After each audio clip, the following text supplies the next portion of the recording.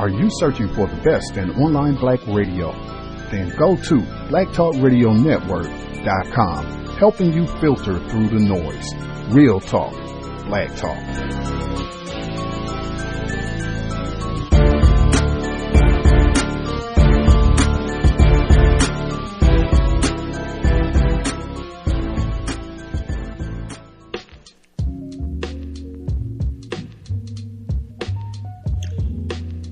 The Cows, Justice, Gus T Renegade, in for another broadcast, hopefully to share constructive information on the system of racism, white supremacy.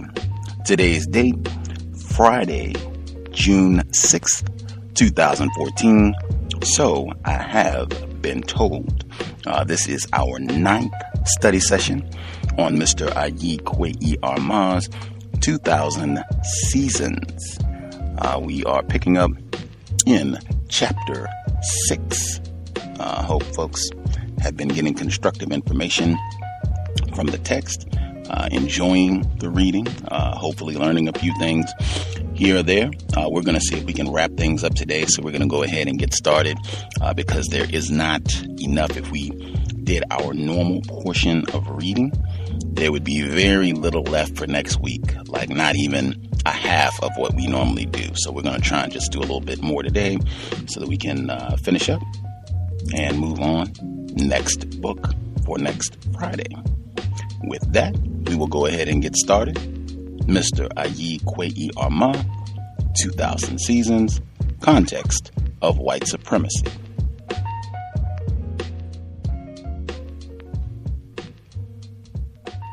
PDF page 266.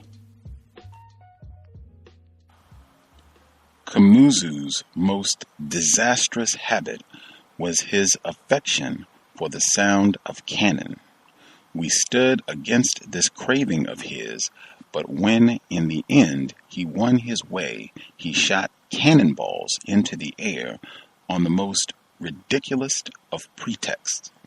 He fired cannon for ships seen far on the horizon, for ships seen coming near, for ships at anchor far off, for ships refusing to stop.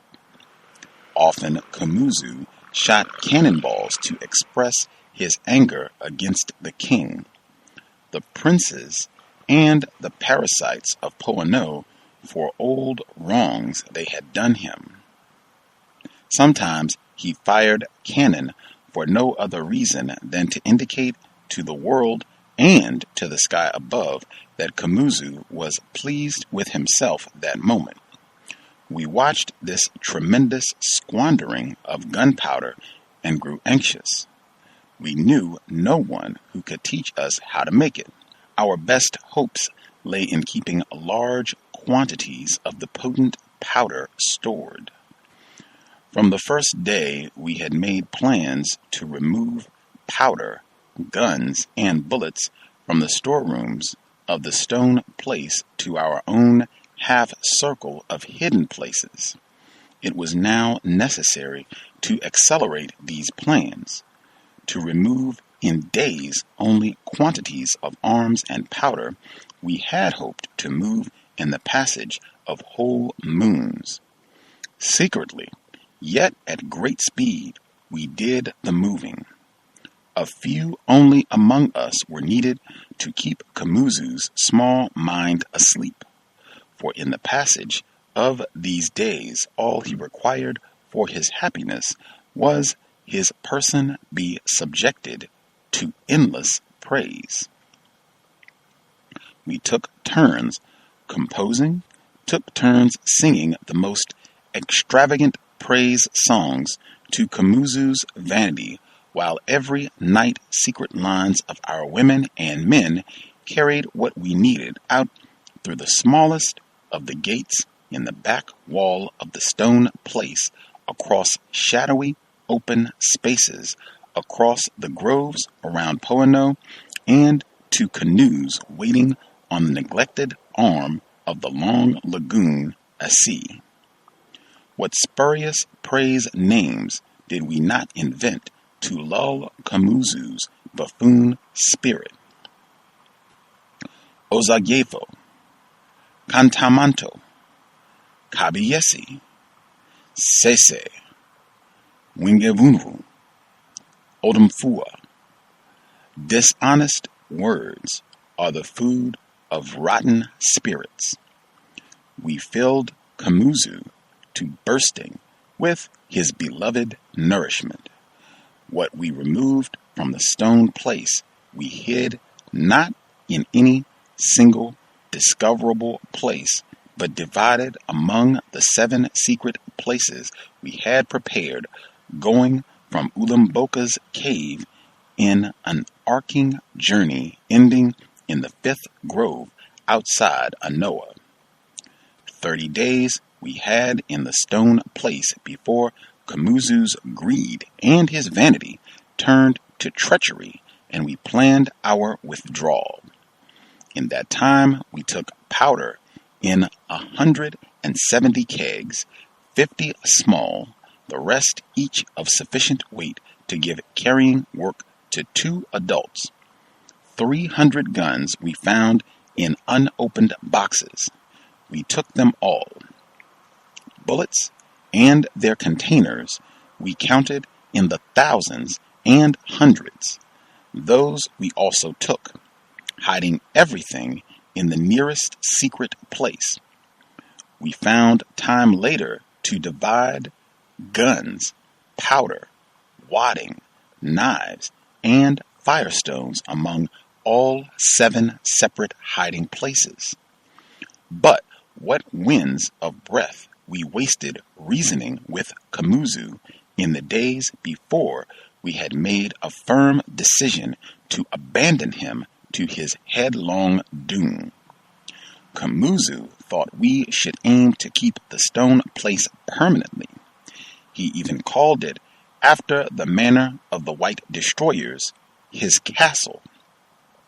In his opinion, the stone place was the new seat of power over our people in the new arrangements brought by the whites, and whoever held it would be the person in ultimate control. We tried to reason with Kamuzu. We explained it was not power over our people we wanted, but the liberation of all of us from alien power. That if we were content, eager in fact to move into the seats of alien control ourselves, then we could not be liberators but traitors, another set of rotten chiefs taking advantage of our own people's immobilization to impose ourselves on them. That it might be easy enough to grasp such power at the moment, but once we succumbed to that traitorous temptation, we would quickly find ourselves forced to keep faith, not with our people, always the victims of this power, but with the white destroyers from the sea, the real establishers of this power. Kamuzu's argument was unchanging. Power, he informed us, was a thing always to be taken as it was found, just whichever way it was found, not as the taker would wish it to be. We now had power in our grasp. If we were interested in finally moving away forever from victim situations, we should not be hesitant to step into the white people's shoes. Exasperated with his blindness, we decided to humor him, not to awaken his suspicion. We chanted his praise songs for him and watched his spirit bloat itself in the most remarkable ways.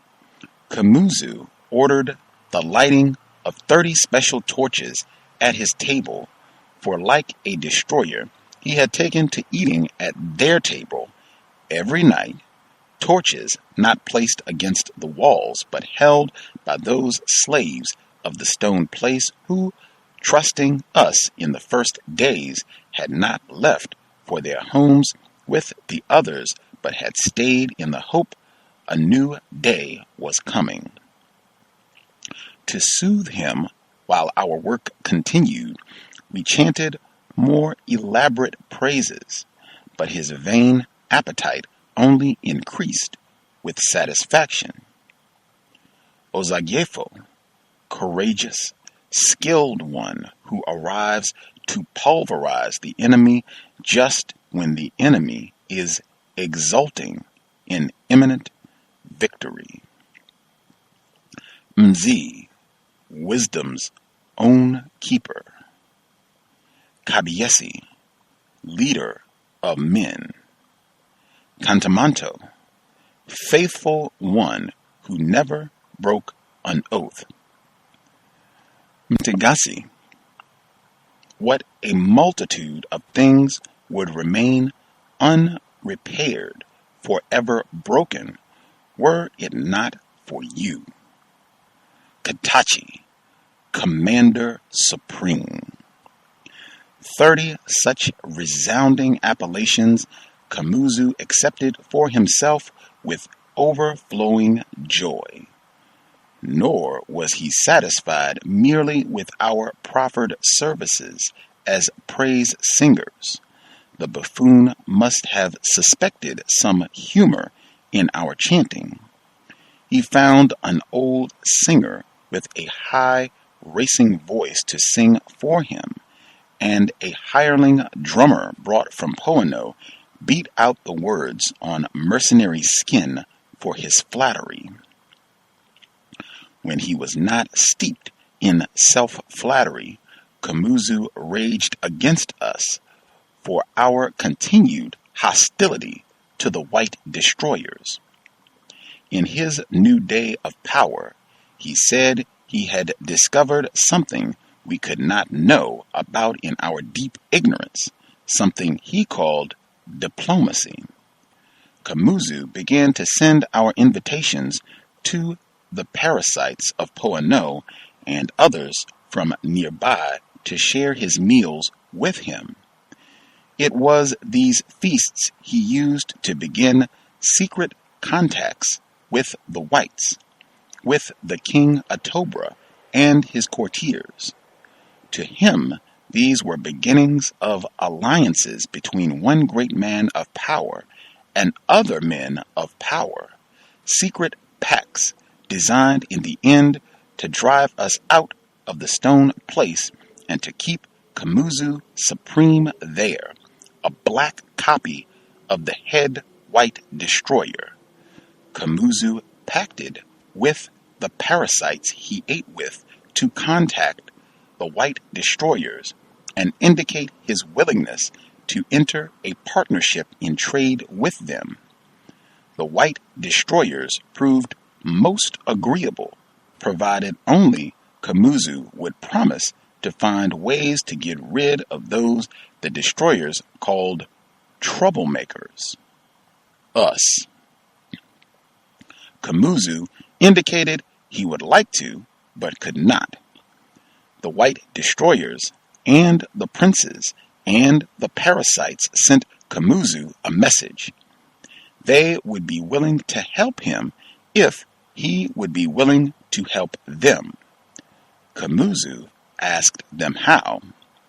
Now the white destroyers and the princes and the parasites sent messages to Kamuzu informing him of a plan, and Kamuzu liked the plan. Now Kamuzu took on for our benefit the air of a man deep in statecraft.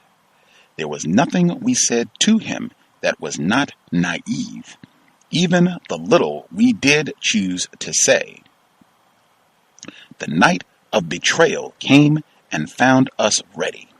Kamuzu had given a key to a small, unused side gate on the town side to his friends without for their invasion. Kamuzu's secrets were our secrets too. Our secrets were inaccessible to him. Using the side entrance opposite the main gate, we left the stone place in the same safety of the dark night Kamuzu had planned to use against us. Before we left, we set advancing fires to the remainder of the powder in the cavernous places below. We were out on the sea already, far beyond the Issei's opening, when the first brilliance of that night's explosions began to light the skies behind us. On the highest wall, we clearly saw a frantic figure, Kamuzu's, waving its arms in the lurid air. He must have been shouting heavy words to someone, but between himself and us the distance was so far. In the aftermath of the stone place's destruction that night, it was the king of Poano, Atobra, and the other kings from around, together with their parasites, who pacted with the white destroyers to force our people to labor rebuilding the place. As for Kamuzu, the demonstration of the destroyers and the princes and the parasites' gratitude to him was swift. They hanged him in the huge public place to the falling from the stone place. His crime, the new interpreter the destroyers had found was told to say, was something called presumption. More of the work of preparation awaited us.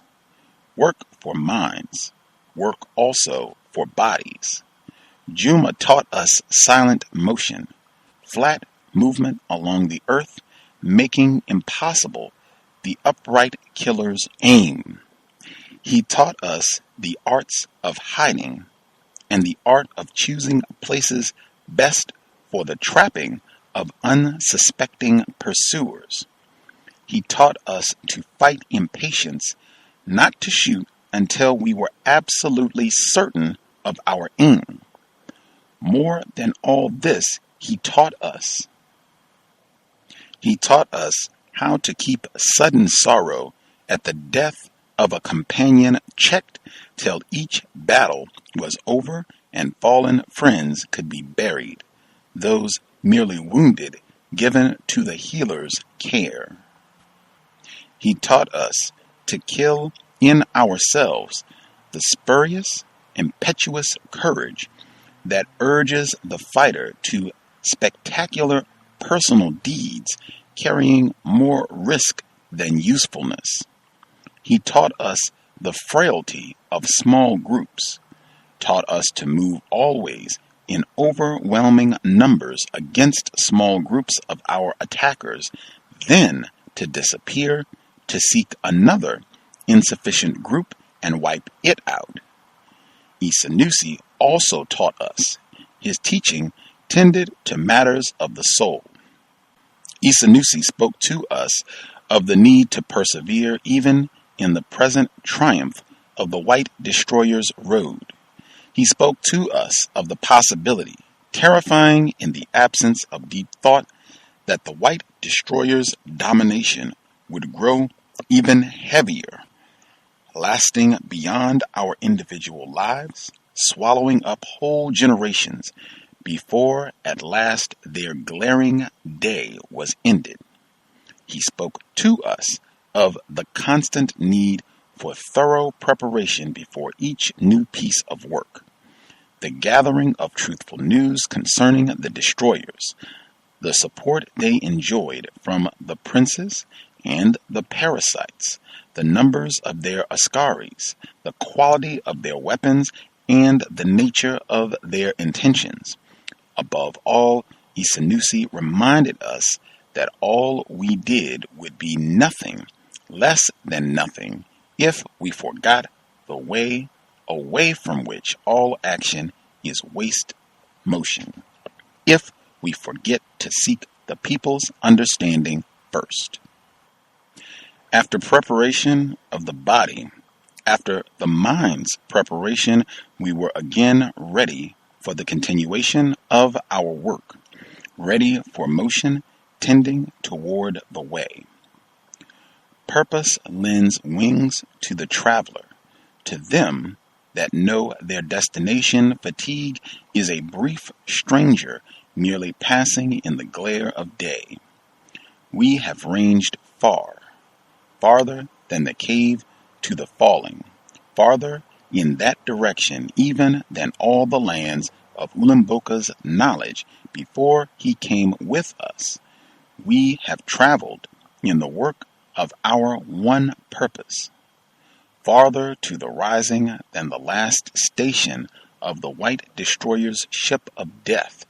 We have gone seeking paths to the living way.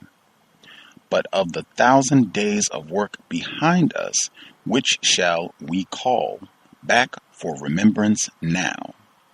Shall we remember the days of waiting, days that in our eagerness began to seem unending, the days of waiting for the predator's long boats on the brown river Osu, far to the falling from the first home of our survival, Ulamboka's cave? Or shall we recall the single day of the liberating ambush that followed another patient wait? Or the day another predator, closer here, driving humans to slaughter, counting already in his head the things he stood to gain, found himself staring straight into the unblinking eyes of our avenging justice? Shall we remember the white destroyer's surprise when Ascaris they thought they had newly found brought against them the living force of a violated people's anger? Those first days of the long wait, Abana's patience was endless.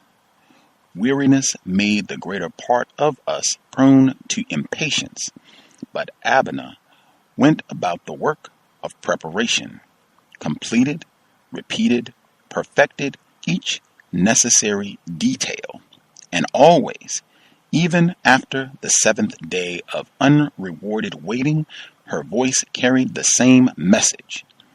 They will be coming this way.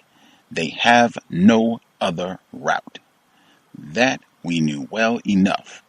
But what was it held the predators back so long? Our connected eyes had brought us news of their passage down the river to its mouth toward the sea and the markets brought there by the white destroyers, rowing their monstrous boats, at that time slow and hollow of human captives. Connected ears heard and brought us news of the predators' well-tried plan to go with gold and elephant tusks stolen in sudden raids from our forest people down to the coast, where predators meeting with destroyers would trade their stolen property for rum and shiny tinsel from the destroyer's land, whence rowing their ungainly boats like some sort of immense bloated serpents along the towns of the spreading delta. It was the predator's intention, made firm through successful habit, to seek the several kings and chiefs and princes and leaders and assorted parasites there thirsting for the white destroyer's drink in their unthinking bellies, and for the white destroyer's trinkets to lend their mediocrity substance. These leaders, these chiefs and kings, their kingship, their chieftaincy, their leadership knew only two methods: the waste of their people in foolish internecine wars seeking humans to give predators and destroyers, and failing success in these wars, the treacherous sale of their own people to waiting predators, waiting destroyers. When, after the long wait beside the river Osu, where it bends narrowest before reaching the easy coastlands, when the predators came at last, their captives forced to row upwards against the river, the sails on their long boats now unusable, the reason of their slowness finally lay plain. Their boats were near to sinking with their human booty. Such loads of crime must have taken long days to collect, long days spent threading the delta's waterways. There were 5 boats taking humans to the predator's land near the desert, but not yet turned completely desert itself. The predators, such was the news, needed work done on their stolen land, extensive work, consuming work. The predators, we have always known, hate all work, hate all reciprocity. Not for them the giving of care to the land, so the land may give in patient return. Their women first, then any strangers they encounter on the road, they turn into slaves to do their work. For that stupid injustice is also a sacred part of the predator's religion, that religion that is the cult of slavery. There were 5 boats coming up the river. They came close together, abreast almost. Each long boat carried 100 men, more, maybe 30 more. The captives sat below their captors, their bodies immobilized from the thighs down by rigid planks of young bamboo tied in measured bundles across the width of each boat. Only the captives worked at the oars. The predators stood over them and swung their whips at them as the spirit moved them. Whips made of iron chain, not leather. Or they simply rested in the shade of shelters on the boats. Each boat carried 10 predators. Only 10. We waited till they reached the river Osu's narrowest part, where only one of their boats could pass easily at a time. There they broke apart and formed a line. 7 shots cracked the afternoon silence. Beautiful shots. They brought down 5 of the predators in that first boat alone. In that moment, the predators had yet to see us. The 5 who remained standing in the first boat seized their guns, but instead of shooting in our direction, they commenced a massacre of their captives. Abena and Ona reached a decision simultaneously. Moving from their safety, they showed themselves plainly to the predators in the boats.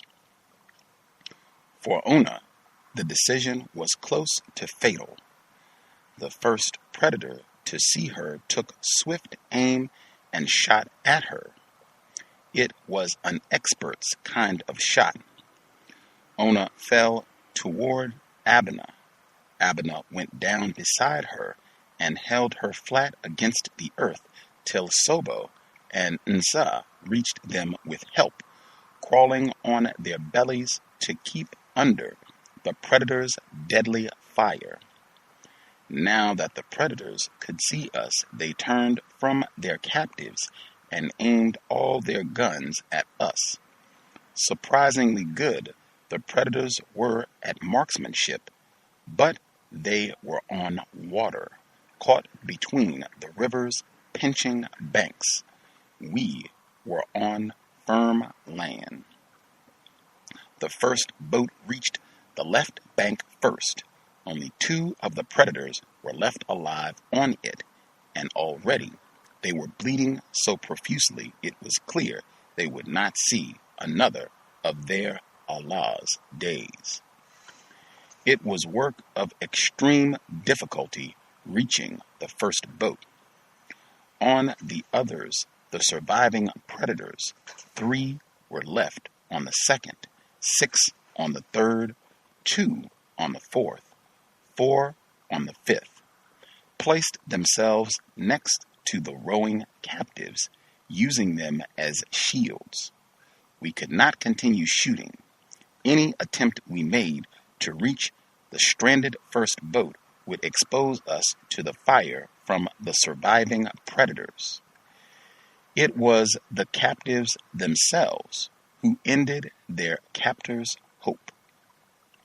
In the second boat and the fourth, we saw the captives as if they had breathed together in the planning of the move, stop rowing to seize the predators now cowering so close to them, then attempt to strangle them. The struggle was most unequal.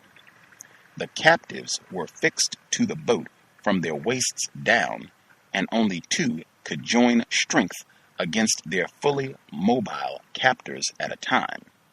Still, determination gave the captives strength, and the 6 in the second boat, holding the 3 predators, would have finished strangling them had not the other remaining predators returned to their abandoned plans for massacre. Still using the captives as shields, but taking care to stay safe from their reach, the predators now turned their guns solely against the captives. "Shoot then," Juma told us. Our aim was good, but still the massacre of captives was terrible before we had wiped out the last predator. Of captives, there had been 600 and more. Those left were 500 only. Death had eaten too well. Of the 530, after hearing our news, chose to come with us. 24 women, the remainder men. All the rest, memories of home called them also back to the shattered life. They returned. We returned. There was more work, unending work against destruction. And the first ambush. Here, the predators had ravaged 7 peaceful towns still ignorant of guns, and they had taken 50 humans, marching them toward another bargain with the white destroyers on the coast. 4 long limbs we turned ourselves into that day for fighting, and we stretched them, 2 on either side of the predator's road. Juma led the first arm. Abana took the second. Across the road from Juma, Kakra led the third arm. This was the first test of her readiness, a happy test. Down the road from Kakra, the people in the 4th limb listened to Ulimboka. We had all learned and come to like this dance, taught us by Juma, and we danced it well. Juma and Kakra waited till the line of 50 captives bound to wood had passed them completely. 5 predators, together with 8 askaris, drove the slaves. Doubtless they hoped to find more victims before they reached the coast. When their line was exactly midway between Juma and Abana, between Kakra and Ulimboka, Mokili, listening to Abana, fired the first shot. A silence followed that. Alarmed, but unable to judge the magnitude of danger to themselves, the predators called their line to a halt by the left side of the road. They pushed the captives down in the tall grass away from sight, then stood ready to fight the invisible source of danger. 2 askaris were left standing over the captives, watching. The rest, 6 askaris, 5 predators, began to move circumspectly forward along the left side of the road. Another shot. This time, it was Uday, listening to Kakra, who fired. It was a distant shot, but Uday has a wizard's eye. 1 predator fell. Like a beast in panic, the predators together turned in the direction of that second shot, forgetting the first. They began running in that direction. They did not run far. Naida, listening to Ulimboka, fired now, immediately. Kania and Kwesi, from the same direction, fired too. From up the road, Juma waited till the predators and their askaris were moving toward Ulimboka's limb. Then all his group fired, and two more. A predator and an askari stumbled to the ground. Now the predators and their askaris had become a gathering without center. Wheeling and turning to face each new shot, they exhausted their remaining strength in futile motion. Before we descended on them to finish their execution, they had used all their bullets, hunting phantoms. 3 of the captives we freed, 2 women, 1 man, joined us. The others heard calls from home. They went. But we should not stop the onward flow of work with overlong remembrance of single battles won, of new people welcomed, of the increase of courage for the journeys of the way. For this is mere beginning, not a time for the satisfaction of sweet remembrances. Chapter 7. The Voice. The time also came when the sickness of nostalgia descended, tearing at our group, caught one of us and turned him backward and made him a child again, hankering after situations forever lost, craving the love of blood relatives better in his remembering mind than they could ever have been in their own flesh. It is possible to bring the adult spirit out of unreasoned nostalgia, but what energy of mind can move the contrary spirit so strongly drawn into infancy that the call he hears becomes inseparable from that of filial duty? Dovi was the one who went from us, went blindly in hope back to Anoa and all the arrangements there, oblivious of our safety, past caring about the unprotected beginnings of the paths to the way. Dovi went, and by his going raised the suspicion of parasites against us and brought our future rushing headlong into a present not yet completely ready to receive it. It is true, Dovi had suffered, but if the pain of one single person preoccupies our mind and obliterates our judgment, what shall we bring to the understanding of a people entire turned prey to white destruction? Dovi had suffered, but who is it saying any of us have been alone in our suffering? Among the 20 of us who in the last season of initiations went beyond the last of the open initiations, still unsatisfied with what we knew and found the cause of our continuing mind hunger in the 5th grove, among the 20 there was the closeness of separate bodies breathing from a single soul. Within that oneness of the best of friendships, there were minds and emotions drawn to each other with a strength intenser than the general love. Between Dovi and Tawia, there had been just such a power of affection. Dovi's spirit was always one to find its most frequent center outside of himself. In life, Tawia was that most frequent center. But that day, when we were forced onto destruction's ship, Tawia's spirit refused the threat of exile.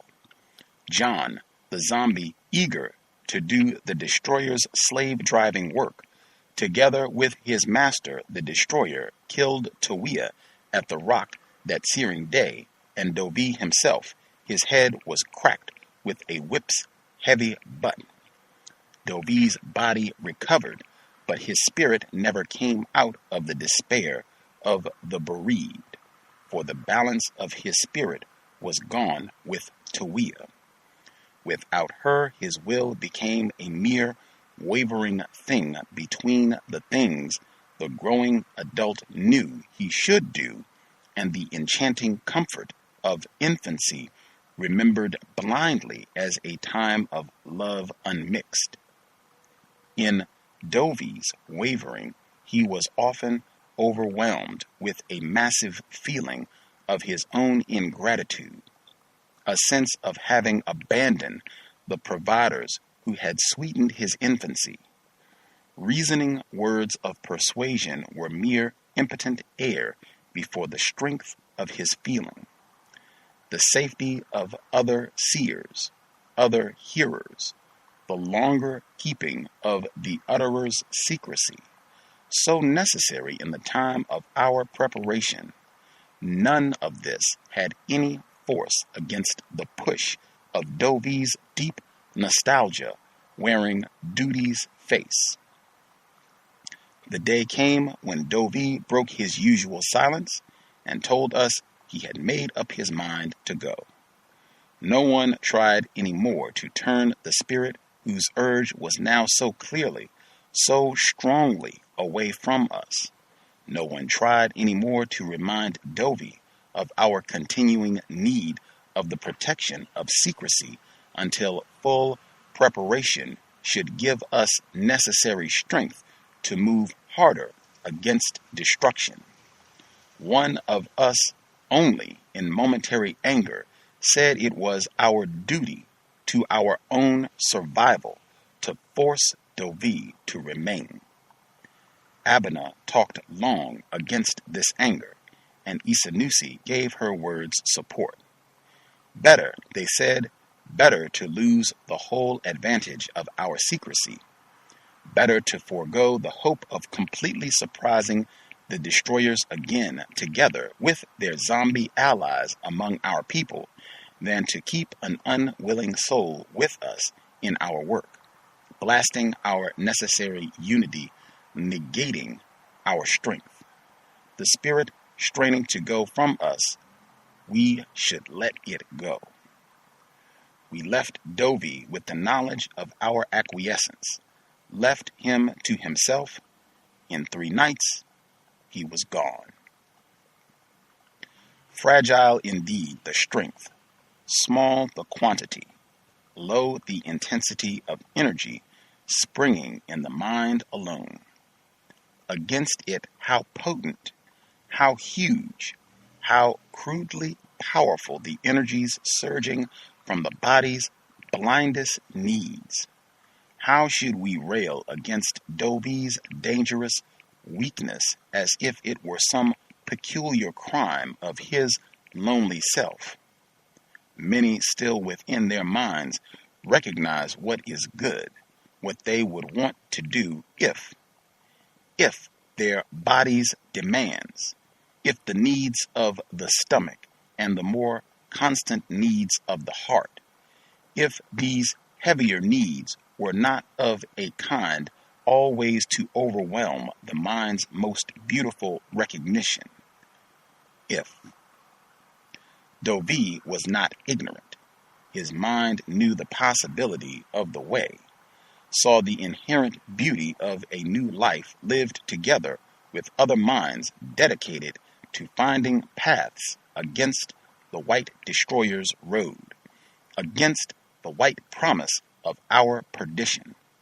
But joined to a creator's mind, Dovi had a consumer's feeling, dense, heavy, crass, even their energy a lumpen force, their inertia dragging his uncertain mind from the immediate difficulty of the tasks of creation, enticing him to let his soul sink sweetly into the solidity of the present, potent ugliness of the destroyer's white road. He saw the choice before him. We held out to him a companionship whose root was not in the potency of perishable things, but simply in the mind's recognition of our own good even in this present time of our continuing destruction. This is no companionship with matter for attracting heavy bodies in their downward motion to their graves. This is no dance for zombies. Ours is a companionship of the mind willing to find our way again against the luring softness of immediate situations made garish by the white destroyers, the better to blind unwary lookers. Ours is a companionship of the spirit willing to use its energy to survive the immediate harshness of efforts to find liberating paths to our way, the way. So our appeal was to Dovey's mind. Being such, it depended, so pathetic, yes, is the first dependence, that necessary dependence of all creation's beginnings, on the strength of his mind, on how clearly, how constantly that mind itself felt called to a vocation along our way, the way. But the call of death, the white destroyer's overwhelming noise, is powerful beyond the resistance even of the Creator's mind in this present situation. If the Creator be trapped alone in spirit, the call of death is a multiple call, a noise of triumphant loudness, potent because it does not need dependence on any delicate beauty of the mind's recognition. The white road is triumphant now because it is not attached to the long, difficult striving of the soul against the simple mortality of the flesh it inhabits. The white destroyer's noise is a heavy appeal, the call of stone, a leaden beckoning to flesh already inclined to death. Locked to the heavy body's every craving, the white road rejoices in the use of all the abundant energies servant to such craving. That is one root of death's potency. Our call to Dovey was a welcome to mere truth needing no decoration, truth taking all its sweetness from necessary action against falsehood. Against our call, the noise of the white road had skill to merge itself into the sweetness of infant dreams, the illusion of remembered love, even where there had been nothing but a fearful possessiveness, the hallucination of love in a universe of cut-off people, the magic dream of beauty when all real beauty, the working together of our whole people along our way, had long been murdered under the heavy stones brought against us by the white destroyers stalking this land.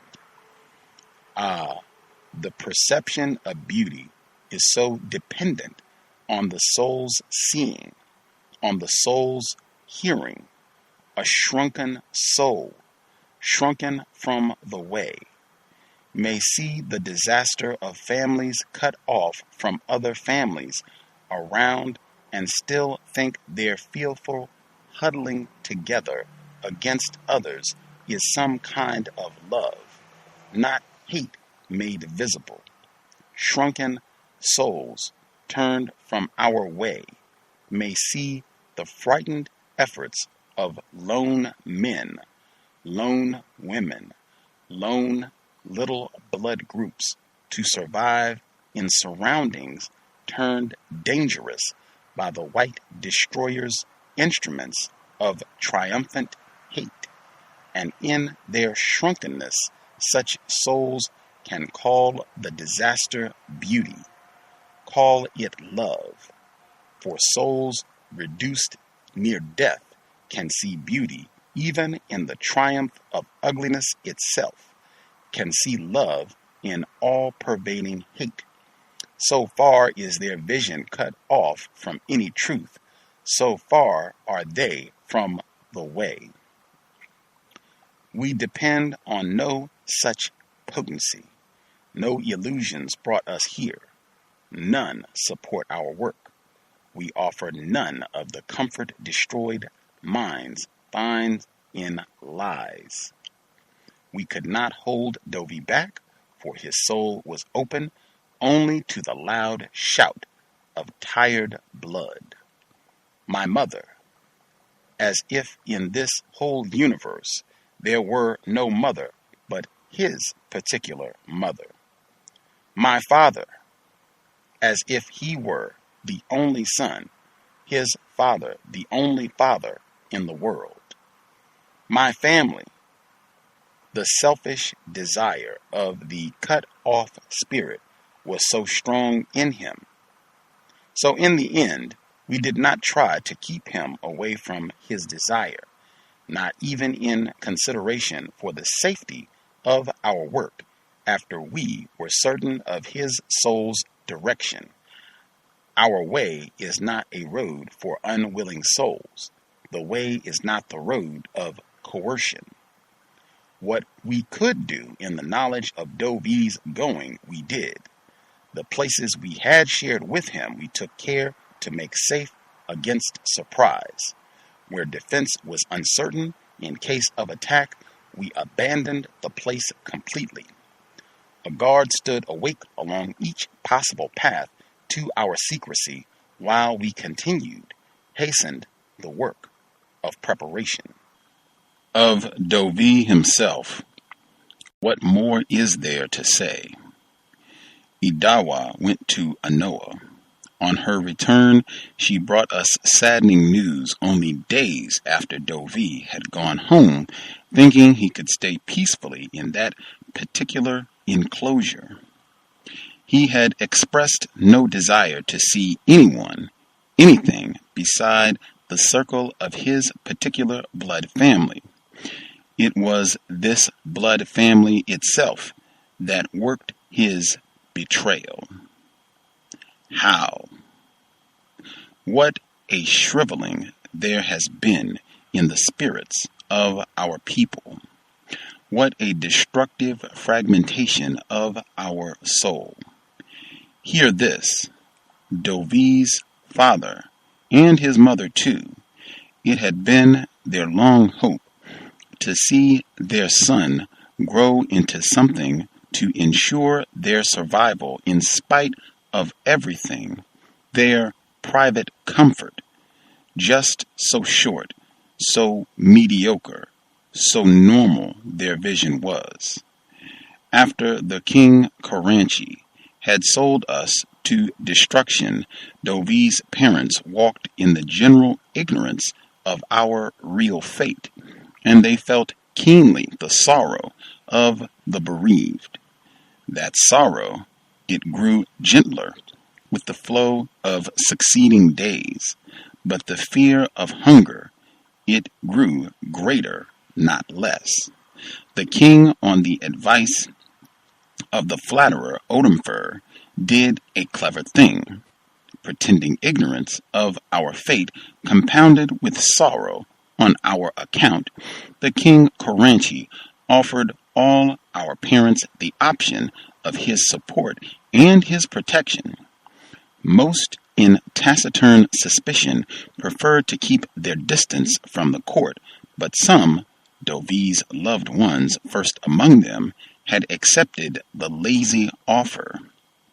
Surprised now at their mourned son's reappearance, a reappearance so menacing, and feeling completely disoriented by even the little he chose to tell them of the truth, they regarded him with the pity of the sane and felt it their duty to share the secrecy he so craved with their friend, the king. Koranchi, the king, became afraid. Already wild dreams had punctured his rest, too many moons going, too many coming. In these dreams, a figure such as the mad Isanusi followed him inexorably, and even without opening his grim mouth, threatened the fleeing king with dissolution. Now, such was the strength of Koranchi's obsession with Isanusi, his spirit prompted him to find out from the surprising Dovi only one thing. Where was Isanusi? To a casual question asked about the rest of us, Dovi had told the king Koranchi a storm had drowned us. He alone surviving, how, he could not say. The king had not been concerned about the truth or falsehood of that wonderful salvation, but to Dovi's initial denial of knowledge concerning Isanusi's secrecy, the king opposed an unshakable disbelief. In the end, the king had Dovi given a whole calabash full of the water from boiled esta bark. Drink, Dovi was told. Then tell the truth. The truth will free your entrails, and you will know no harm. Dovi did not drink the esta water. He told the king Koranchi where in the fifth grove Isanusi could be found. Told, and in the telling wept tears of childish rage. Now the king Koranchi swore to find Isanusi, for, said the king, Isanusi had used the craft of sorcery to plague too many of his knights, and he was certain he, the king, was bound to die unless Isanusi could be found. 7 successive nights the king Koranchi woke screaming after dreaming a recurring dream. In form his nightmare changed. Its essence was always the same. In it, Isanusi sat implacable upon a mountain high above the palace, staring downward at the king, and cold was Isanusi's anger. From his open eyes something dark flowed as Isanusi continued to stare. The dark substance reached the ground at the foot of the mountain, came down and flowed steadily, inexorably against the place and against the king within it. When the dark thing reached the palace, the king Koranchi saw clearly what it was. A living stream of men without end.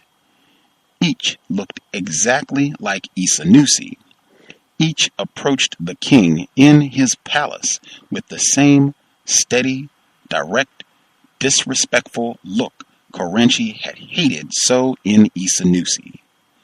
The king tried escape, but his limbs refused him movement. He shouted for help. No one came but the impotent flatterer Odumfer. He shouted more loudly for help. From far beyond Poano, 1,000 white men began their coming in 1,000 ships with 1,000 arms to help the king. But the white ships must come over slow expanses of water, and the endless black flow of Isanusi's coming over land from the mountain down, the first among them were already inside the palace. Fear made the dreaming king scream, a loud scream waking all in the palace, the sweating king himself, last of all. The king Koranchi consulted every healer who did not arrange to disappear at news of his need. His nightmares continued. The king Koranchi sought counsel and aid from his friends, the white destroyers. The white destroyers asked the king Koranchi a simple, direct question, a question flying straight from their spirit's nature. Why not make immediate plans to kill the man Isanusi? That answering question turned the king into a praise singer, singing the white destroyer's wisdom. The great gong was beaten. Those who went to hear the king's message were told brave men were being sought to penetrate the groves, even into the fifth grove itself, a gasp for the capture of the mad Isanusi. The people stayed silent till there were no more words to hear. Then they went home. Koranchi, in his embarrassment, turned as usual to his counselors, the white destroyers. What courage and a sense of duty had been powerless to do, said the white destroyers, greed could be counted on to do. The lesser gong was beaten. Children returned home to their parents with the king's message.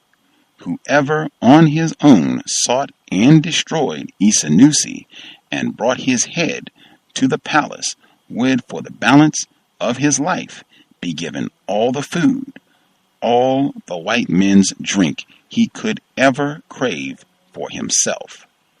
Whoever chose to undertake Isanusi's killing was to go first to the palace. There he would be given a gun, powder, and sufficient bullets, for as for arrows and spears, the king had it reported they could do nothing against Isanusi's wizardry. One happy fool, son of another flattering parasite, seeing for himself a future chocked with food and drink, turned himself into a tool for cowardly royalty. This young man, Bofo, 2 groups older than ourselves, undertook to be a killer for things. He went to the palace for his promised gun, his powder, and a belt of bullets. He also remembered to ask for a jar of the destroyer's drink, for Bofo was not fool enough to trust his own natural courage. Thus, completely armed, the killer started out, seeking in the heat of his greed something he had never before thought to seek, the fifth grove. Idawa preceded the killer, told us of his coming, and helped us prepare for him. Context of White Supremacy. We will be starting back. I'm on PDF page 290. It's actual book page 290. That's what we'll be picking back up at. The mercenaries being sent out to hunt, kill Isanusi. But we'll be picking back up on 290. Anywho, 2000 seasons, Ayi Kwei Armah. Folks who would like to participate, the number to dial is 760-569-7676. The code 564-943 pound. Press star 6 if you would like to participate. That number again, 760-569-7676. The code 564-943 pound. Press star 6 if you would like to participate. If you do not want to use your phone to dial in, you can use the free Flash player. It works anywhere in the world, and it is free. If you're listening in at Black Talk Radio Network, you can just click should be a pretty blatant button, center of the page. It says call the program. Click that. Should connect you. If you're not listening in at Black Talk Radio Network, you can put in the following URL. It is tiny, and that is TINY, tiny.cc/1 race, and that is the number 1. And that address one more time is tiny, TINY, .cc/1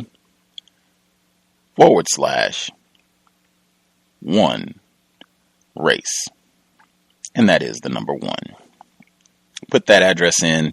Once you load the page, you'll see a link on the left side for the free Flash player. Click that link. It will open a tiny window on your screen. On the very first line that you see, it's a drop-down menu. Select the number that I just gave out, which one more time is 760-569-7676. On the second line, it will ask for the code, which again is 564943.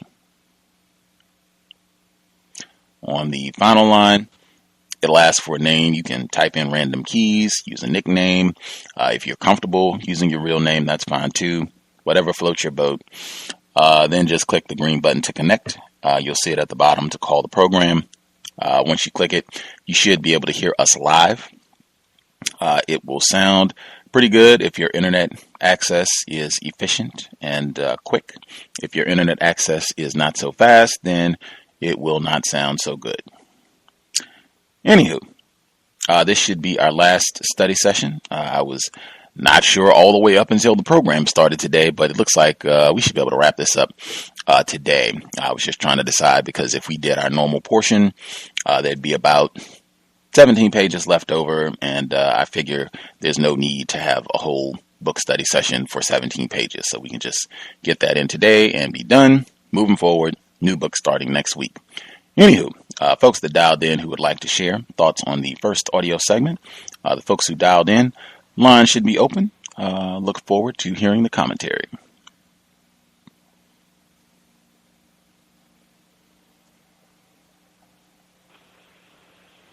Yes, can I be heard? Yes, sir. Okay, greetings, Gus. To the other callers, I guess I'll jump right in there. It's quite a lot to cover, but I taken some notes on the earlier text, so I'll run through that right quick. We started with pity the spirit powered by destruction. And so we were talking about Kamuzu, quite a character. So now he's taken over the stone place and started to shoot cannonballs to express his anger towards the king and the prince and the parasites. He's still carrying this resentment. And I think that he thinks the cannons are symbols of power. And so he's squandering a lot of gunpowder and kind of showing off a little bit. He is in search of power, and because of his greed and his desire for self-importance, I call it egoism, which is a new word for me. I'm familiar with egotism, but egoism, he's a legend in his own mind. And Kamuzu sought to be like the white destroyers. His idea of power became, in his mind, to be a black copy of the white destroyers. So I think that our group of freedom fighters were hip to Kamuzu and what his plans were. because he was only thinking of himself, and he was in cahoots with the white destroyers.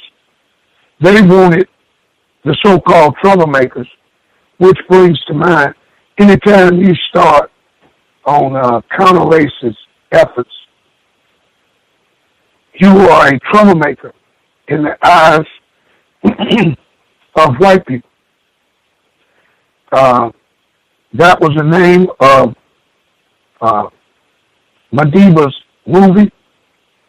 Mandela's movie was named Troublemaker. They considered him a troublemaker. Anytime you want to stand up for your rights, you want to make some effort, or your goals is in opposition of white people's goals, you're considered a troublemaker in their eyes. So, what happens to Kamuzu, I think, is one solution to the whole question of what should be done with sellout and Uncle Tom.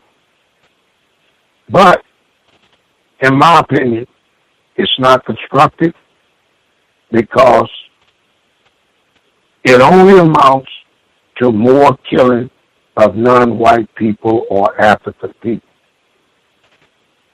As we know, Kamuzu had, he met his demise because he sought to, for his own self-gratification.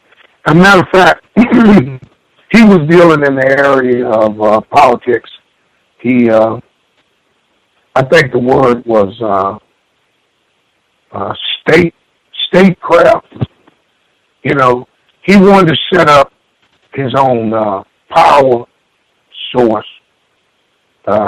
He wanted to set up he wanted a statesman's like authority. And I don't think too many people was in agreement to that. He wanted power, he wanted to ascend to command over other people.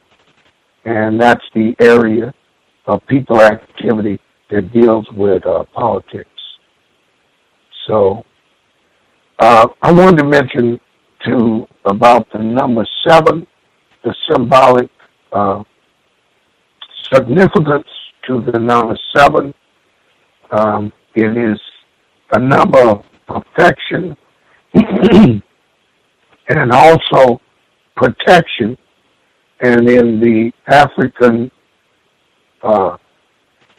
Dogon society, a symbol of unity.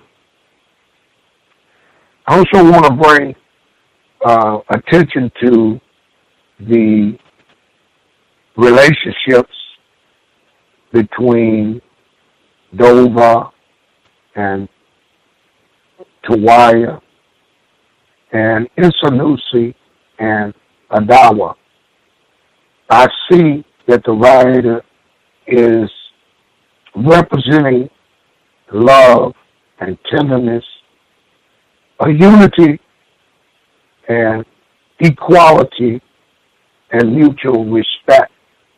And that's what we should strive for in our relationship as non-white people in a system of white supremacy where it is designed to where we cannot have mutual respect and equality and unity. The book also alludes to infodreams that Kamuzu had, which relates to the fact that non-white people cannot be men and women in a system of white supremacy. And it causes us to continuously seek that sense of adulthood or power, you know, but the only power that we can have is power over each other, because in a system of white supremacy, you will never realize power over the host or the oppressor that is in a position of power. You can only hope to imitate them, and that is what Kamuzu did, and it brought about his demise. And the book speaks about connected eyes and connected ears. So it's alluding to the fact that they are coming together somewhat to where we have a sense of unity, to where they can form a sense of protection by looking out for each other. In other words, having each other's back. And it's also alluding to the fact that the leaders, the chiefs, the kings knew only two methods: the waste of their people in foolish wars, seeking humans to give predators and destroyers, and also failing at these wars, and the treacherous sale of their own people to the waiting predators, waiting destroyers. So I'll open up with that, and I'll mute my line and give someone else a chance, and maybe I'll come back later. Thanks for taking the call.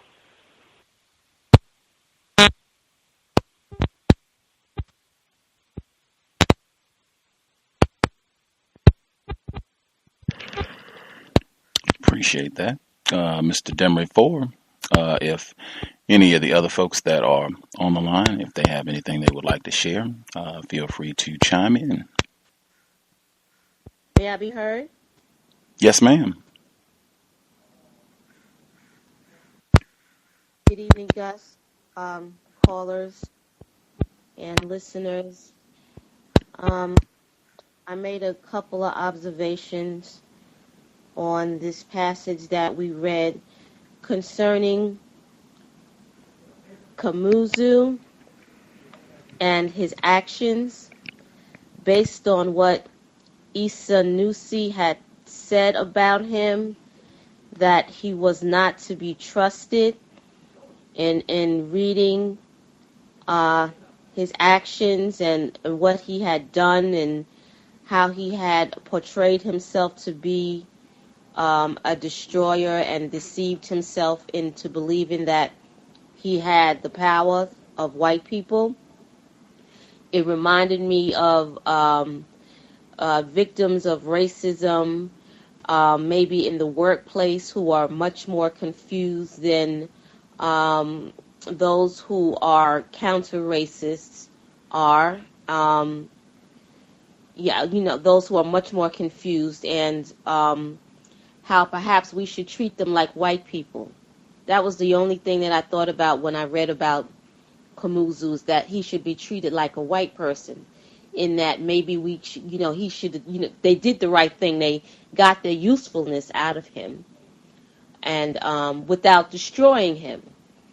And that's one of the main observation that I made about him.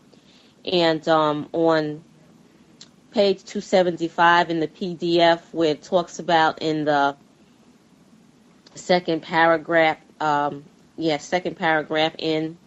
it says at the end, "For that stupid injustice is also a sacred part of the predator's religion. That religion is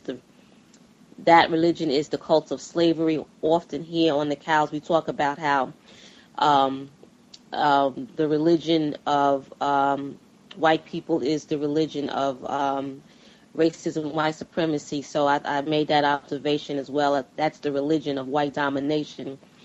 And going further on into the reading in chapter 7 in the Voice regarding Dovey and his grieving and how that brought about his isolation and his rebellion, despite the fact that the group comforted him and they actively wanted to embrace him. And I just thought back to the prologue.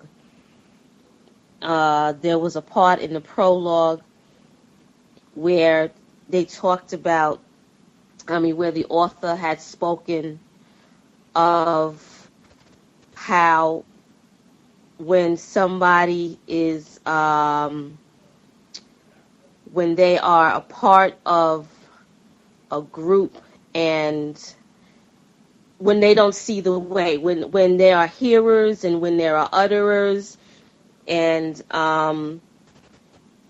you have to look upon them like they just can't see their way. And at that point, it's not our place to look at them too steeply. That's what the author had says. We can't overdo it. You know, there are going to be some that are lost on the way.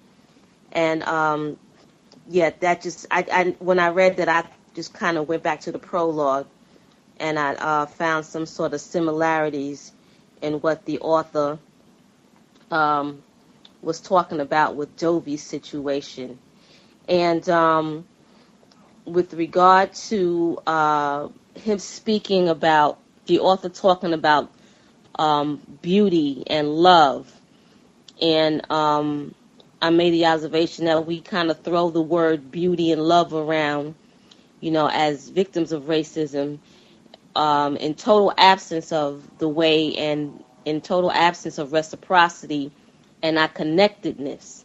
But if we don't have that spiritual base, that the mind can speak to us and program us, and the mind speaks to the soul, and this can get kind of dangerous to those of us who are disconnected spiritually, you know, even while we're on the road back. I think the author spoke about that in the prologue as well. And on page 286 in the PDF, in the first paragraph, the last sentence says, "The way is not the road of coercion." And I think that that's something for us to keep in mind when introducing counter-racist logic. We can only plant the seeds. We can't bring anybody there. We can't make anybody understand it. It's something that, you know, you can't coerce it. So I'll mute my line, and maybe later on, if there's time, I can elaborate even more on anything that I've observed.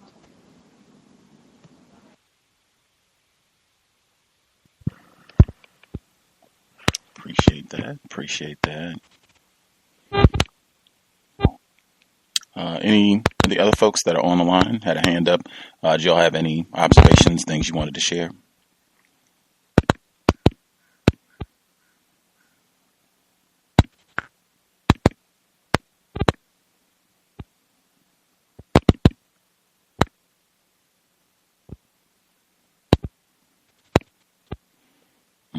Seeing other hands, but not hearing. I don't know if they changed their mind or somebody covered what they were going to share. I will say the person with the handle Ishmael, I can hear your line. I'm not sure if there's distortion, if you were trying to share something, if you were speaking, but I can't hear your line. It sounds like clicking or some sort of static. But yeah, if you have things that you want to share, your line should be open. If you've been talking, we haven't heard you. So if you're talking, we haven't heard you. So that could be an issue. But if you did have something you wanted to share, your line should be open as well. Can you hear me? Oh, yes, sir. We can hear you. Am I clear, or is there any kind of interference? You don't sound like you're in the room with me, but I can hear what you're saying pretty well. If I had to put it on a scale of 1 to 10, you're at about a 7 or an 8. We can hear you. Oh, okay, that's good. Yeah, I would just this is my first time actually connecting to the call, so I don't think I'm qualified to actually speak on the content. I was just I just started listening, so that's it. I just wanted to kind of just see if this works. Oh, okay. On my computer. All right, on. It is working. It is working. We can hear you from loud and clear. Okay, good. Thanks. Right on. Let's see. I'll keep an eye out to see if anybody else has a hand up, anything they wanted to get in. I guess quickly, I think Demery Ford said cahoots, and talking about, I think he was referencing Kamuzu and him being in cahoots with the destroyers, perhaps. Always enjoy getting that word cahoots in. This might seem like a tangent, but to me it didn't, just because this whole book is about the white destroyers and the road of white death, and what you can expect as long as they are dominating the planet. I just had the news up on my screen while the audio was rolling, since they had the shooting here in Seattle yesterday at Seattle Pacific University. And, I mean, this happens all the time, right? Like school shooting, whatever, white person goes, they said it was a white person, goes out and decides to shoot up the place. In response, one company, they have bulletproof whiteboards. That's their response to these shooting incidents that keep happening. For folks who know, they have like the whiteboards. It's like instead of a blackboard, it's a whiteboard. You can get different colored markers to write on in front of the class. That I guess now they're making these boards that you can just pull them down, and they're bulletproof, so you can use them as a shield if someone should come to shoot up the place. But that is where we are at 2014, bulletproof whiteboards in the schools. At any rate, back to Kamuzu. I thought with regards to the sellouts, Uncle Tom's, I think they did one of the few things that I have heard when I have asked people, well, what should be done about sellouts, Uncle Tom's, House Negroes. They left Kamuzu alone.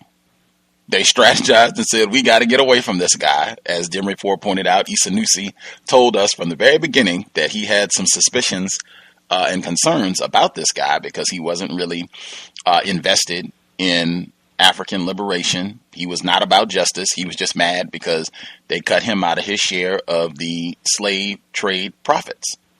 And so they said, okay, we can see that this guy, he's not even doing things to remain codified. He wants to put his own flag up. He just wants to emulate what white people are doing. They didn't kill him. They didn't call him names. They didn't throw rocks at him. They didn't egg the palace. They just strategized, quietly went about their business, and left. And white people ended up killing him. But yeah, they didn't beat him up or anything. They just made their observation. This guy is not constructive. Probably would be best for us to get away from him, figure out a way to exit as soon as possible and as safely as possible. And they did so. Outstanding. I really thought the commentary on Dovey, I thought that was extremely significant because we talked about that before, loneliness. That has popped up before in this book, and it pops up all the time on this program. People talking about when you get this information, you start to understand in a scientific manner what racism is, and global system, the magnitude of this problem, and then trying to figure out what to try to do, things not to do, and codifying our own behavior. Being lonely, being isolated, and how to deal with that. And that's going to come up in the second audio segment as well. But I just thought that was so important, and it reminded me of what Dr. Yaba Blay said when she was on the program. She said that, and she was talking in the context of black females, but I think it's applicable across the board. But she said that our tendency is that we get so consumed, because we are being terrorized, but we get so caught up in our own individual pain, our own individual suffering, the abuse that we've been through and what white people have done to us, that it becomes very difficult for us to recognize, well, hey, I'm not the only person that is suffering. I'm not the only person that is in pain. This other person, and it might even be a Kamuzu that we're talking about. It might be a black person on the job that is plucking my nerves and doing things that I think are helping out white people. That might be the individual that we're talking about. that person even is suffering and in pain. And she said she really makes an effort, and she was encouraging other people to do this as well. When a black person is doing those things to upset us, or doing things that we think help out racist man, racist woman, to not come from that point of confrontation first off, but to come from that point of, this is another victim. I'm going to try to be patient. I'm going to try to be compassionate. And I'm going to try to see how this person too is suffering under racism, white supremacy. I'm going to try to come from that first, as opposed to just coming right out with confrontation when I see another black person. And I saw that with Dovey. And I also just the same lesson within the same story about him wanting to leave the group because he was thinking of his mom and his dad and the individual people that he loved. I think that's important as well, because I think so frequently we get caught up in relationships, wanting a significant other, wanting a partner. And I think myself and many others have kind of pointed out that even that is a part of the racist white supremacist programming. Like, that's what's been shoved in our faces from the time that we're in the crib, about you're supposed to pair up and live happily ever after, and this kind of infantile notion. We're talking about being men and women. This kind of infantile notion of how you should be spending your time and energy and how your life should unfold. And how, if you are a black person, if you are a victim of racism, you should have a very different plan for your use of time and energy and how your life should unfold, what you should be doing with your life. I think Dr. Kanban, he talks about, this is the date you were born, this is the date that you died. That dash in between is supposed to represent how you utilize your life currency. It should be spent in a very different manner if indeed we are under a global system of white terrorism. It really should be reflecting, I did everything I possibly could trying to dismantle that system and replace it with a system of justice, as opposed to, I did everything that I could to find a mate and settle down and have a nice house and raise some children, and we took care of the dog too. Like that, I mean, I just feel like we end up getting sidetracked by that, and I thought that was really important. I think he had some great passages where he, at least in my interpretation, he speaks directly to that. Let's see, I'll see if I can track back and find a few before I go, to see if anybody else has any other comments that they want to get in with regards to Dovey. But he says, let's see, this one is on page, chapter 7, page, PDF, page 285. Oh, yeah. Whole page, really. I'm not going to read the whole page, but I'll just read enough to kind of make my point. So this is top of 285. The perception of beauty is so dependent on the soul's seeing, on the soul's hearing. A shrunken soul, shrunken from the way, may see the disaster of families cut off from other families around and still think their fearful huddling together against others is some kind of love, not hate made visible. Shrunken souls turned from our way may see the frightened efforts of lone men, lone women, lone little blood groups to survive in surroundings turned dangerous by white destroyers, instruments of triumphant hate, and in their shrunkenness, such souls can call the disaster beauty, call it love. For souls reduced near death can see beauty even in the triumph of ugliness itself, can see love in all-pervading hate.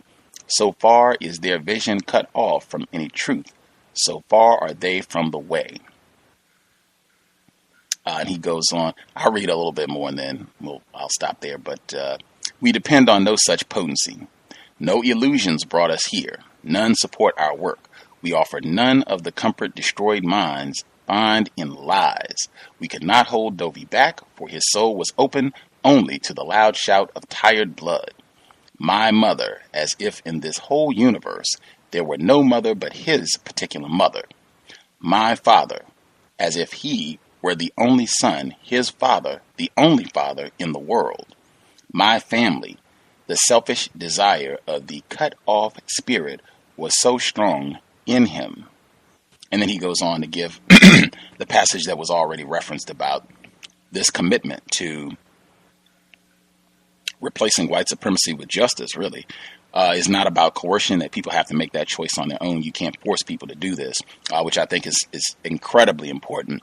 But just this passage, and this is going to come up again even in the next audio segment, but it just, for me, I've said this many times over, that I really, I have great suspicions about how much time we spend on relationships and, oh man, our relationships are pairing or terrible, and what can we do to have better relationships, and and all this. And it's just like, man, that, in my opinion, that really should not be the focus. If we understand that we're in a system of terrorism, we should understand why we have terrible relationships. I mean, schools are terrible. As I said, they got bulletproof whiteboards at school. We should understand everything is terrible in this corrupt environment. Nothing is going to be as it should. You really got to devote everything, really, into trying to correct that environment. And if those pairings can happen along the way while making the necessary corrections that need to happen in order to fix this massive problem, hooray. But in terms of just stopping and acting as though that war is not being waged against black people, non-white people worldwide, I feel like that just fits. It supports everything that racist man, racist woman, racist child need for us to be doing for this system to continue. I will stop there, see if folks have anything else that they want to get to. We have about 6 minutes before we get to the next audio segment.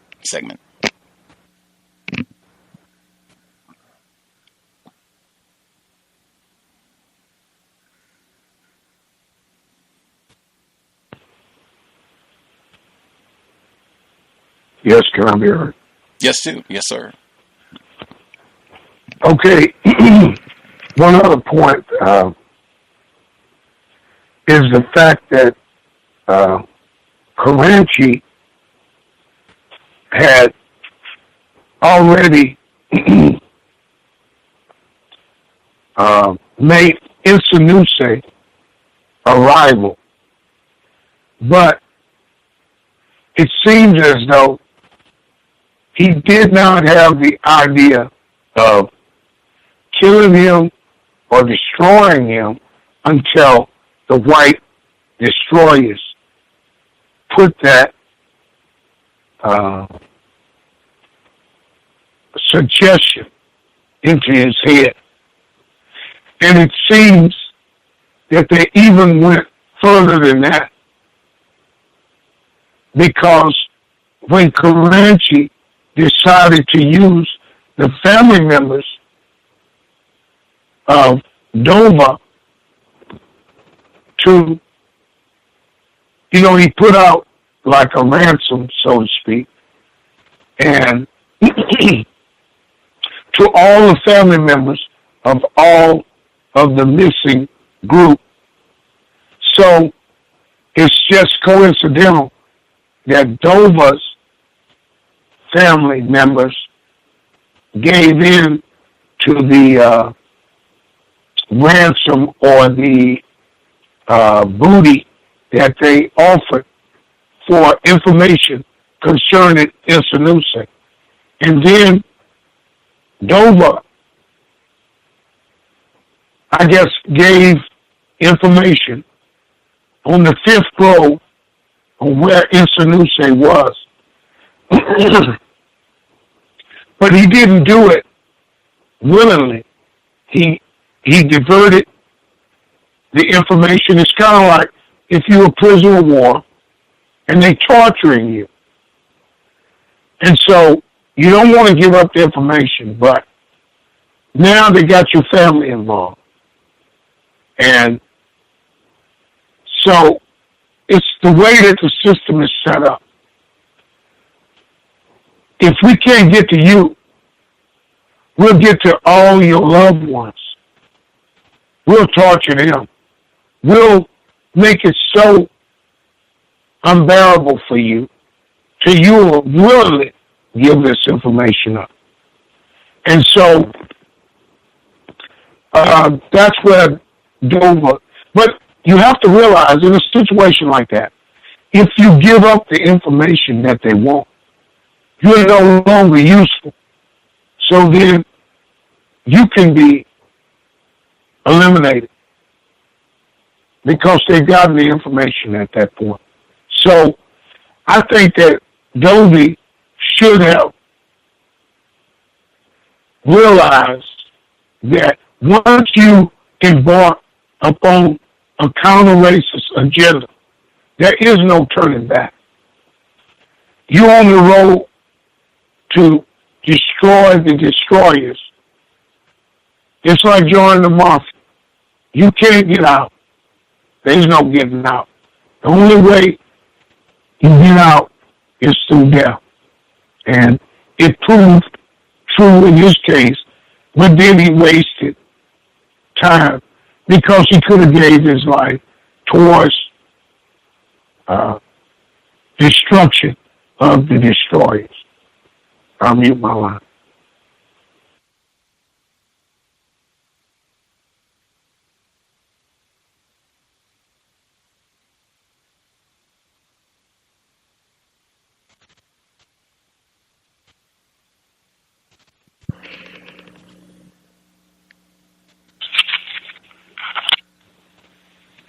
May I be heard? Yes, ma'am.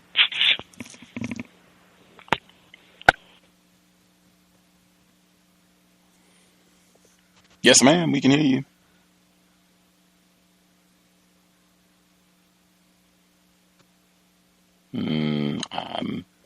I don't know if you're still talking, but I did hear you when you asked if you could be heard. I thought it was a female caller. Did you have something you wanted to share?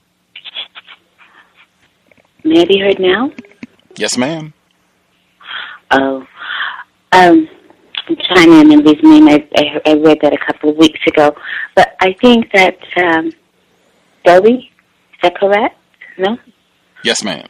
I think that some of his problem, if I'm remembering correctly, was the inability to grieve.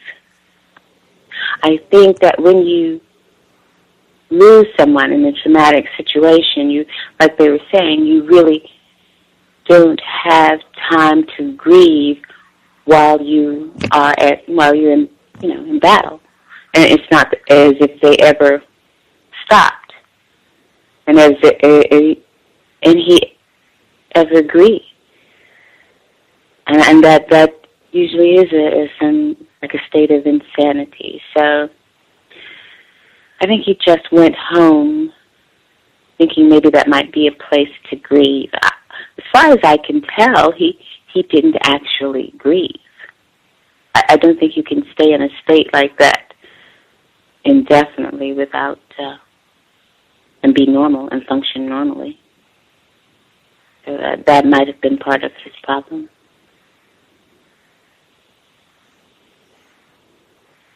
Did any of the other black people that he was with, did they seem like they found space to grieve while they were continuing their efforts to get back at white people? No, but it was said that they had a more singular connection. They had Tawia. Mm. I don't know. That just be imagining things.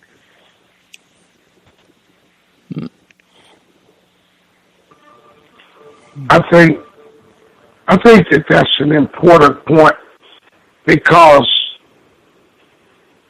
the relationship between Dovey and Tawia never had a chance to get started. And his feeling of hopelessness while he sat there and watched the destroyers kill his loved one, it projects the impotency of the black male in a society that is dominated by white supremacy. We cannot protect our women or our loved ones. We're impotent. And so that probably did have a big impact on his mindset because after you feel that hopelessness, then your faculties as far as making decisions has been warped. And you're starting to make the wrong choice after that point. So that was a good point, I think.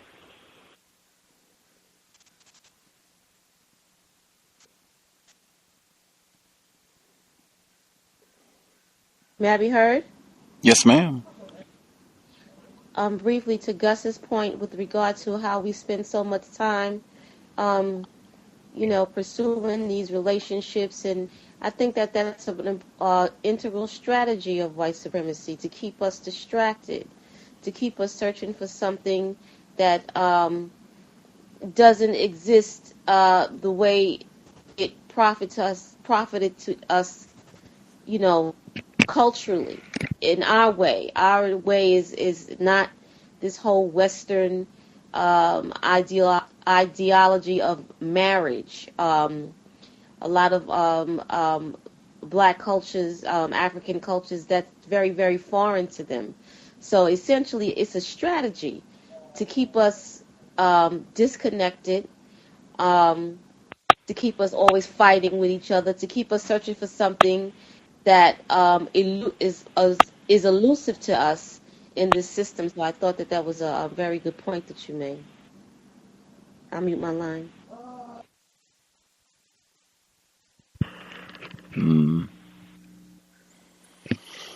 I think that that kind of coincides with Karma's her commentary on Dovey and what led to his exile from not exile. He chose to leave voluntarily on 288, where it goes back and they actually give you a recounting of Tawia's death and the whole nine.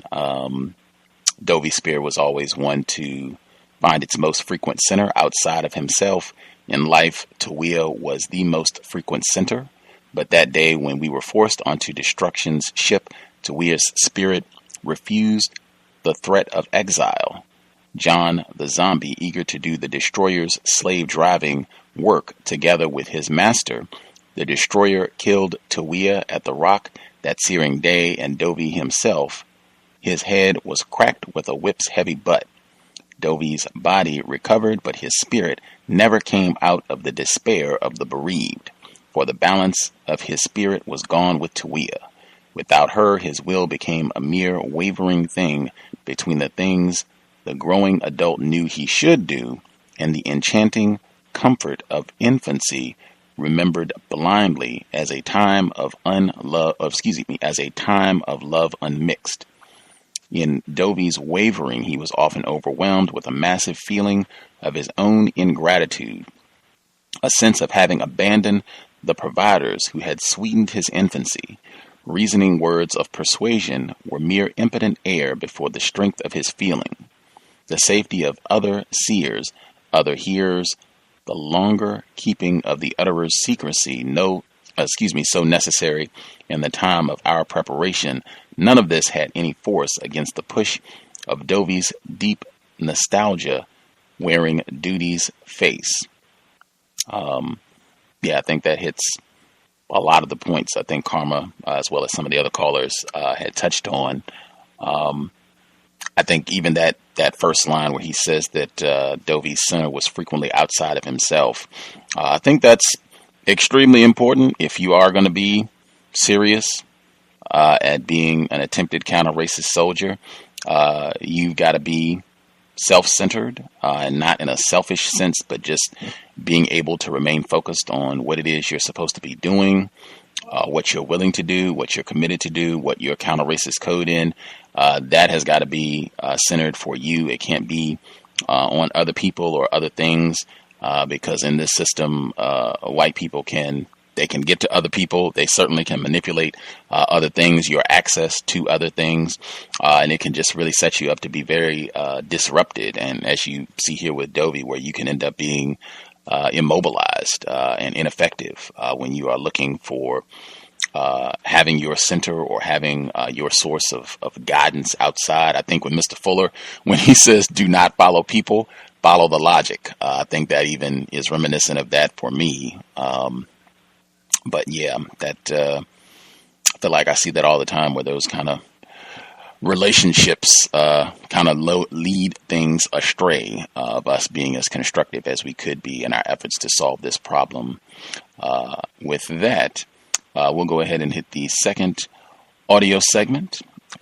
This is a smidge longer just because as I said before, we could have 17 pages for next week, and that's, in my opinion, nothing to have a book study session for if it's just 17 pages. So just going to try and see if we can knock all that out today. So we will go ahead and get started. We'll have time for folks to chat. If you didn't get to share during the first audio segment, you had things that you wanted to contribute, just jot it down, make a note so you don't forget, and we'll have time to make sure folks can get their views in after this segment concludes. Mr. Ayi Kwei Armah, 2000 Seasons, Context of White Supremacy. The Fifth Grove is not a place of visible paths. Dwellers there have always been quiet movers, disturbing nothing they need not disturb.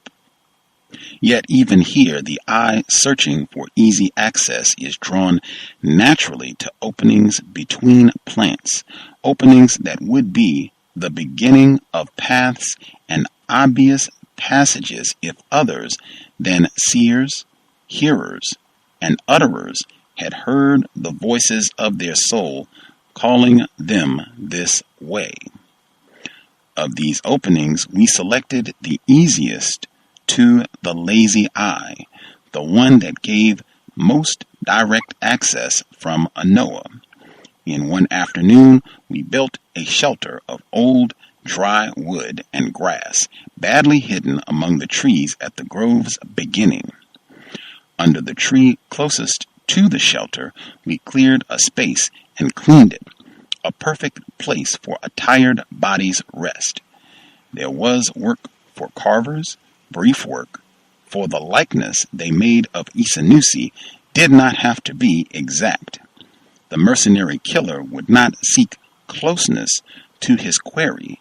In his mind, the image of Isanusi was already strong. It would not occur to him to doubt the sleeping form was his. There was work for everyone, heavy work, for the hole we dug before Isanusi's effigy had to be too deep for any man to climb out of unaided, and 3 grown men's length across its center. All that earth we carried away from the hole. Above the hole, we spread thin soil on Chinchin cloth sewn together, and above the soil rough patches of fresh moss. The killer Bofo had no eye for traps, for he was stalking an easy victim when he came.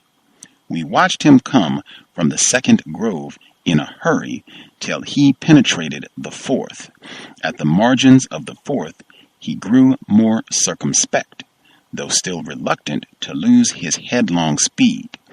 Then he saw in the distance the lone form lying in repose underneath the tree in the prepared space. Like an ancient panther, Bofo stalked nearer the lifeless form, careful of noises, trusting in the power of his gun. He drew closer than the length of 20 adults. He raised his gun, took eager aim, and fired. Shaking with the beginning hunter's excitement, he filled the gun again, aimed, and fired. Filled, aimed, and fired a third time. Underneath the tree, the form made no motion. Among the watchers, none of us made the slightest noise. The whole grove belonged to the killer to triumph in. In his elation, his task to his mind already accomplished, he threw down the now useless gun. He did not go directly to gather up the victim he had shot. First, he danced a happy little dance to gratulate himself. Music he did not have there, but his lone voice was sufficient to his purpose. He gave himself resounding appellations of bravery, praise names borrowed from the remembrance of our greatest fighters gone. The killer Bofo took them all to boost his manic leaping. The dance over, the killer bounded toward his silent prey, bounded and fell headlong into the hole awaiting him. Isanusi had asked one favor.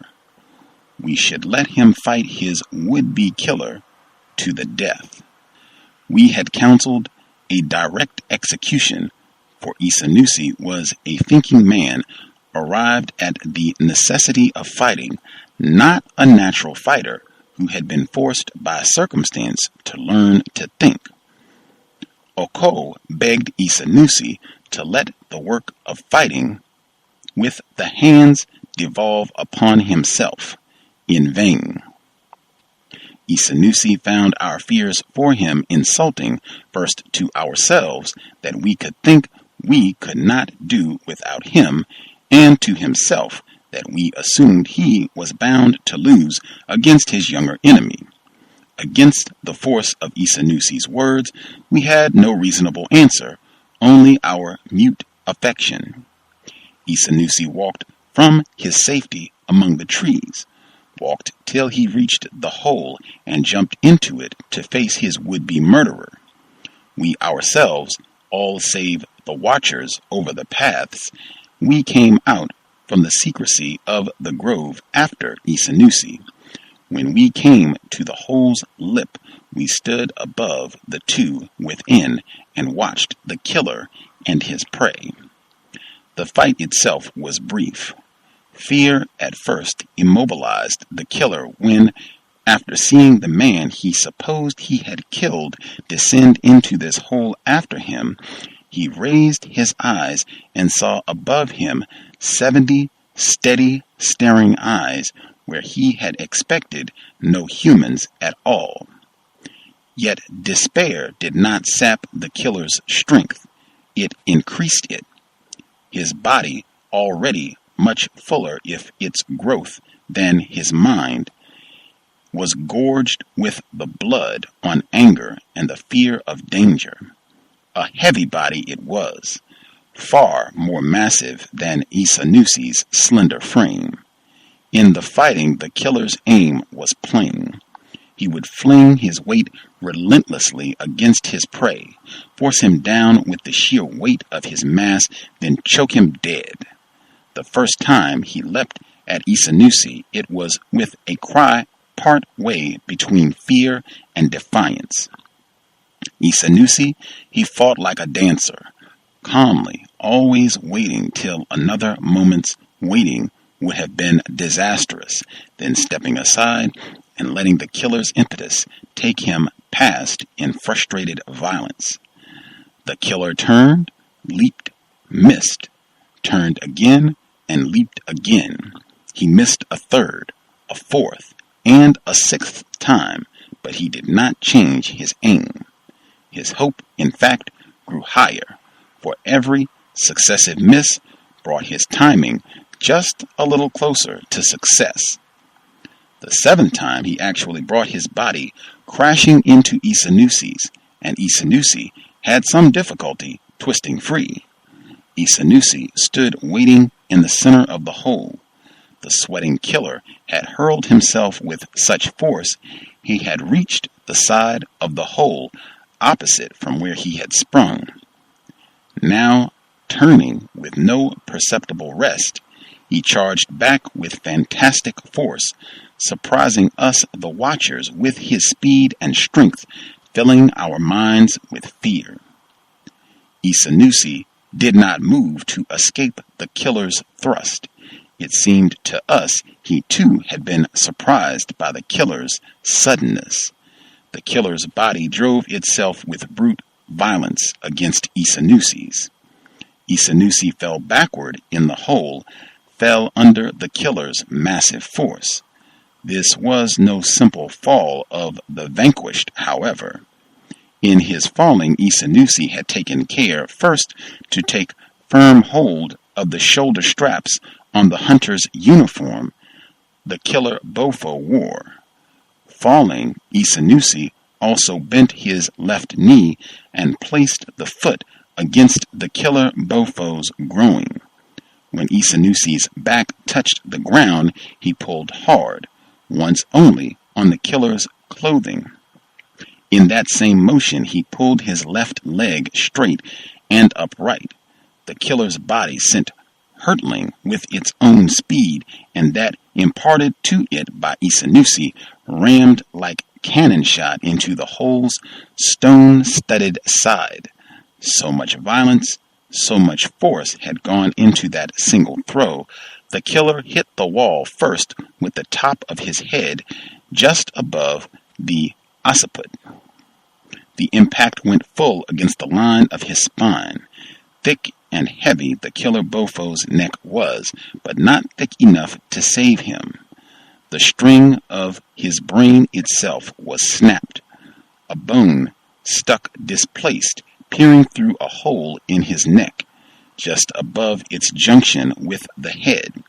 Not much blood flowed from the broken killer's body, and even that little flowed from incomprehensible places: the eye, the ear, the anus, but not the killer's mouth, not his nose.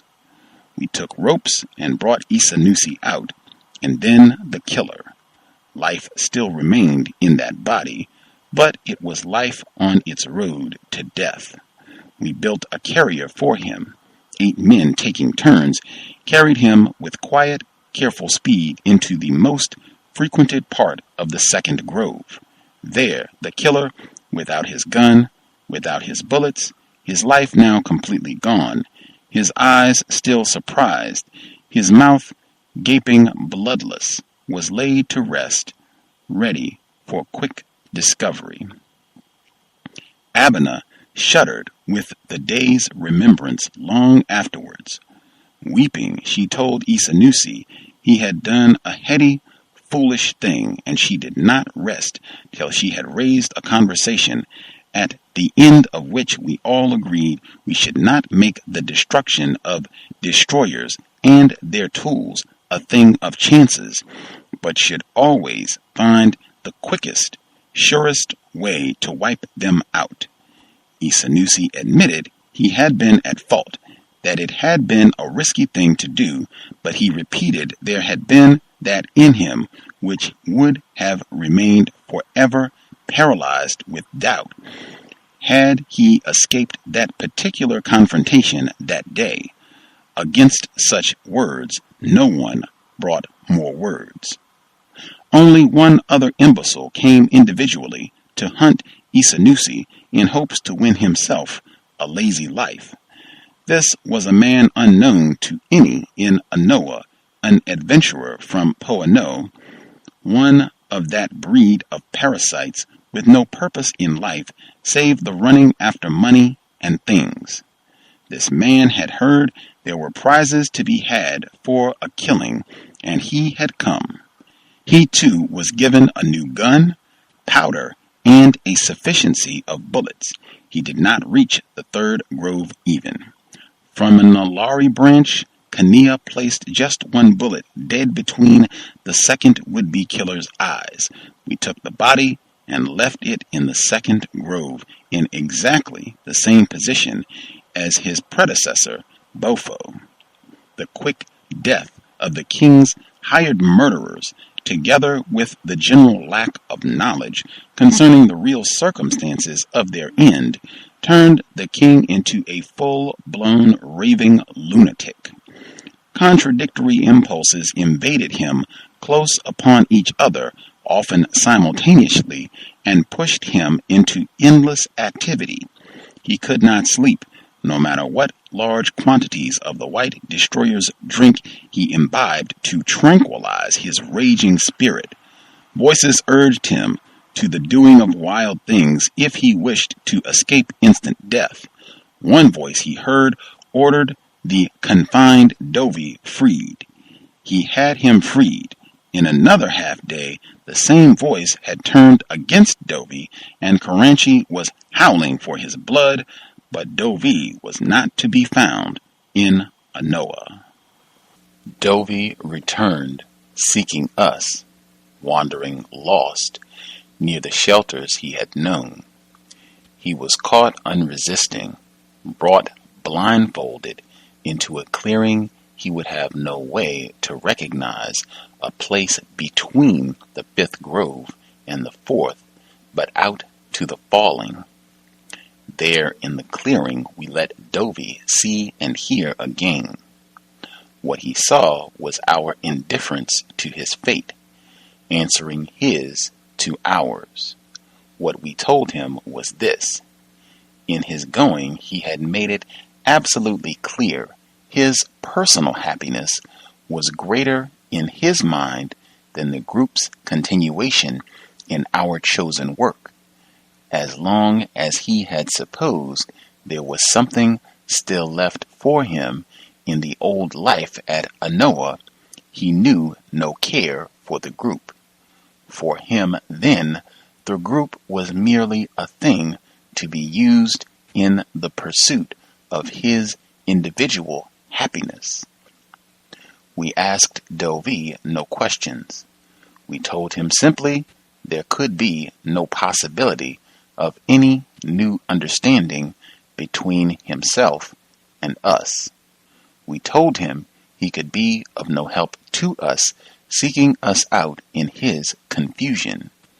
We told him to the extent he forced us to defend ourselves against his selfish turmoil, we would not hesitate to do so. Ashale could not help advising Dovi to go join the white destroyers and the king's askaris or their traders. We were not dealers in articles of personal comfort. We sent Dovi on his way out of the grove again. The third attempt against Isanusi was longer in its preparation. 2 weeks passed after the execution of the lone adventurer from Poano before Isanusi's, and our safety was threatened again. This time, 6 men came on the hunt. 5 black men, 3 of them askaris, 2 of them young relatives of parasites, all 5 listening to a white destroyer, the hunter living by the river near the landing place. The 6, they too had expected to find a lone quarry. Even so, the white hunter had taken care to place himself far behind his helpers. That was how he escaped. The battle with the 5 cost us 2 lives. Ngazi fell with Nse, and took time, for the 5 knew something of fighting and were skilled in the finding of expert cover. The white hunter fled back to his safety when it grew clear there was not only 1 man here waiting to be killed. We had grown beyond another piece of our secrecy. That night, after the execution of the 5 askaris and the flight of the white hunter, in the best darkness of that night, a voice crossed Anoa, a voice clear, unhurried yet secret still and untrappable. It was a voice speaking to the people, calling memory to a remembrance of our way, calling vision to its lost clarity in each succeeding day. The voice spoke to the people of a people flowing into destruction. The voice urged a turning against destruction's whiteness and the accomplices of its success, bloated kings and parasites, bodies depleted of soul, minds unconnected to the whole, unconnected to the way.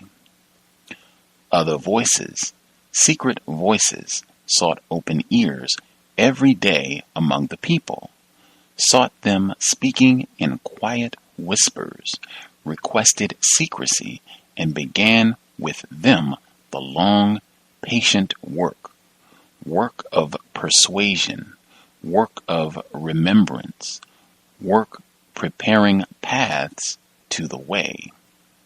Soon it was not the smallness of our beginning we feared, but the dangers of too rapid growth, for our work itself brought growth.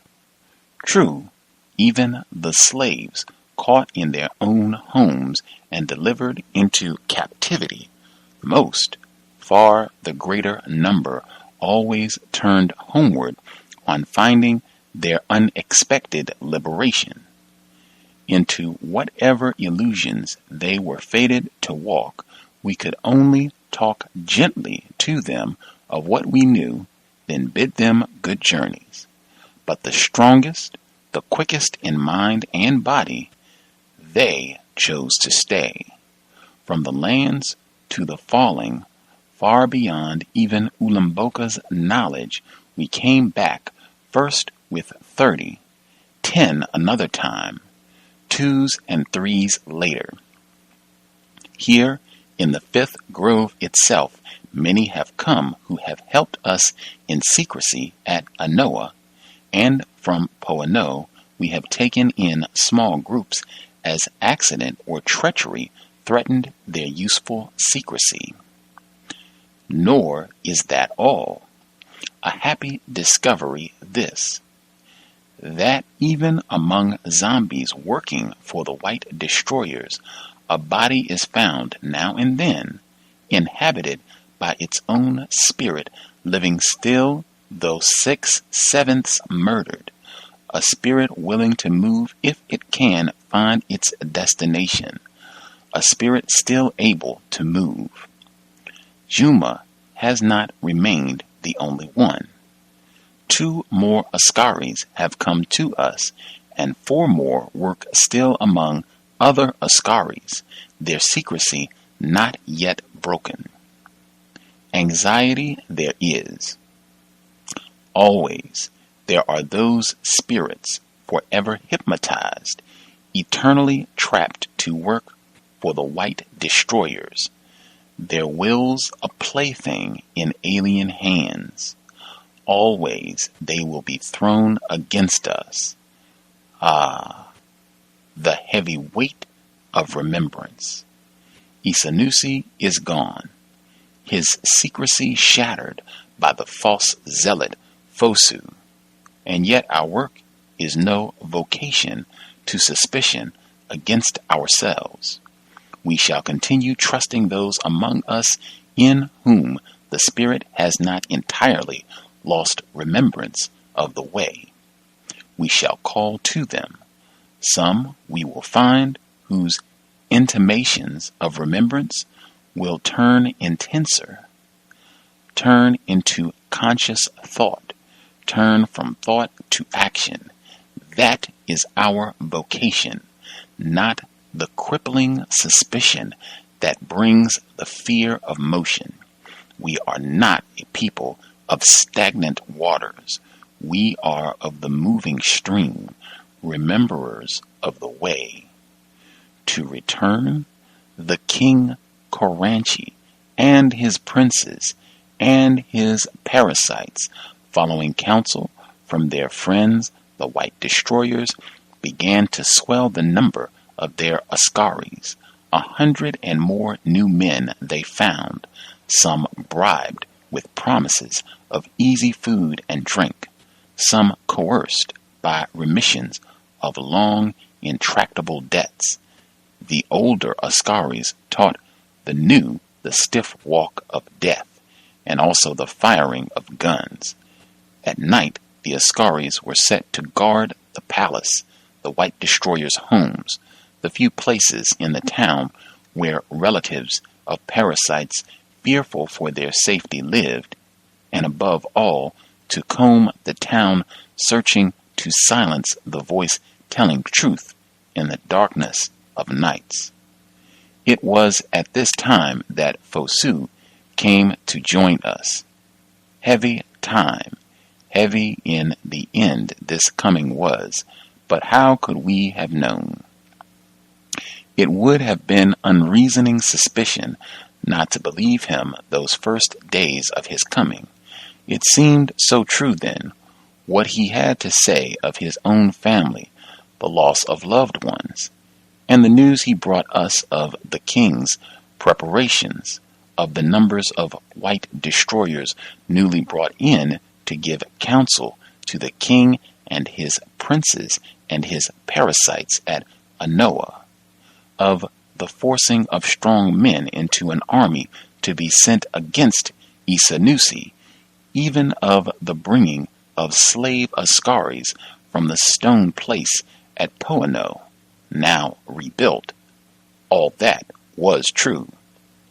How could we, in those days, have known that Fosu's furious coming and his unctuous vows of undying fidelity, that they also were a part of the preparation for Isanusi's destruction?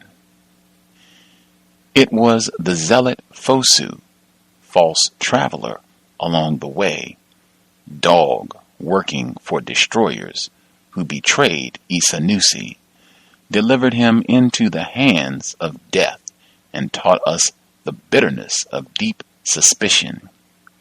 Fosu had come to us speaking words of fire. The king had shattered his family, he claimed, sold a generation not yet tested, and blighted all his future hope.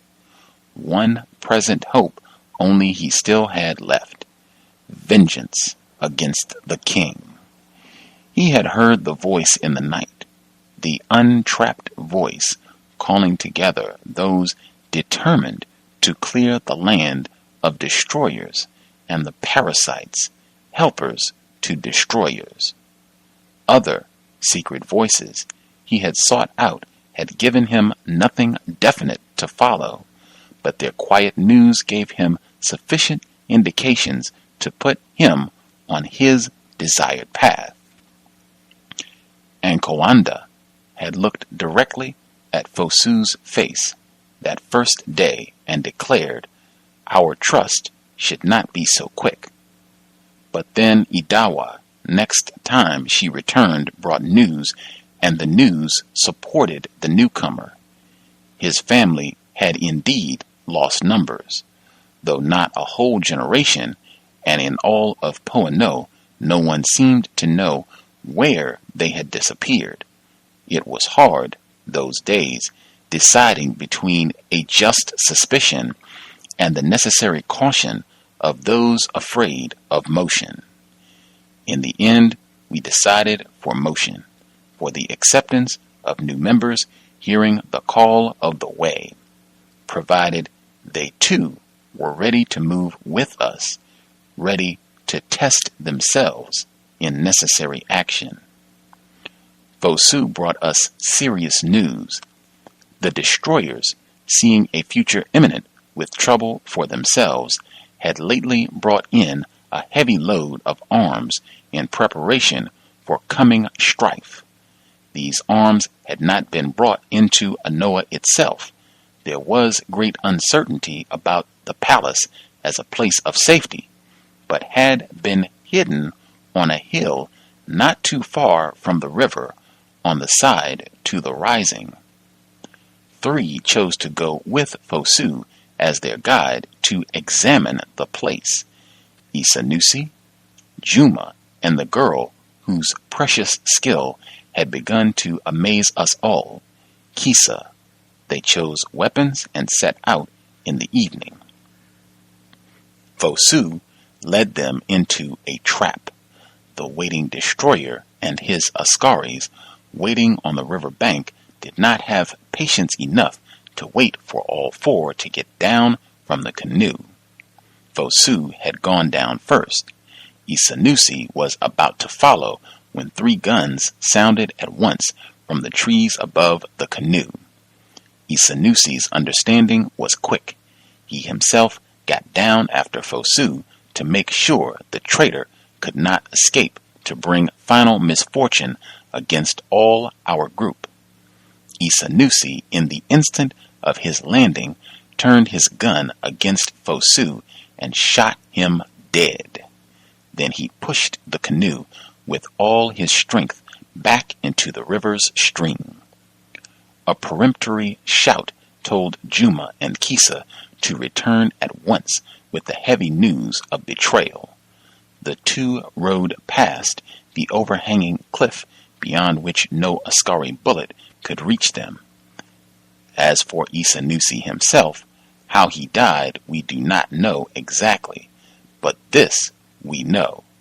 He held the Askaris and their master, the White Hunter, impotent to chase after Kisa and Juma after he had killed the traitor Fosu.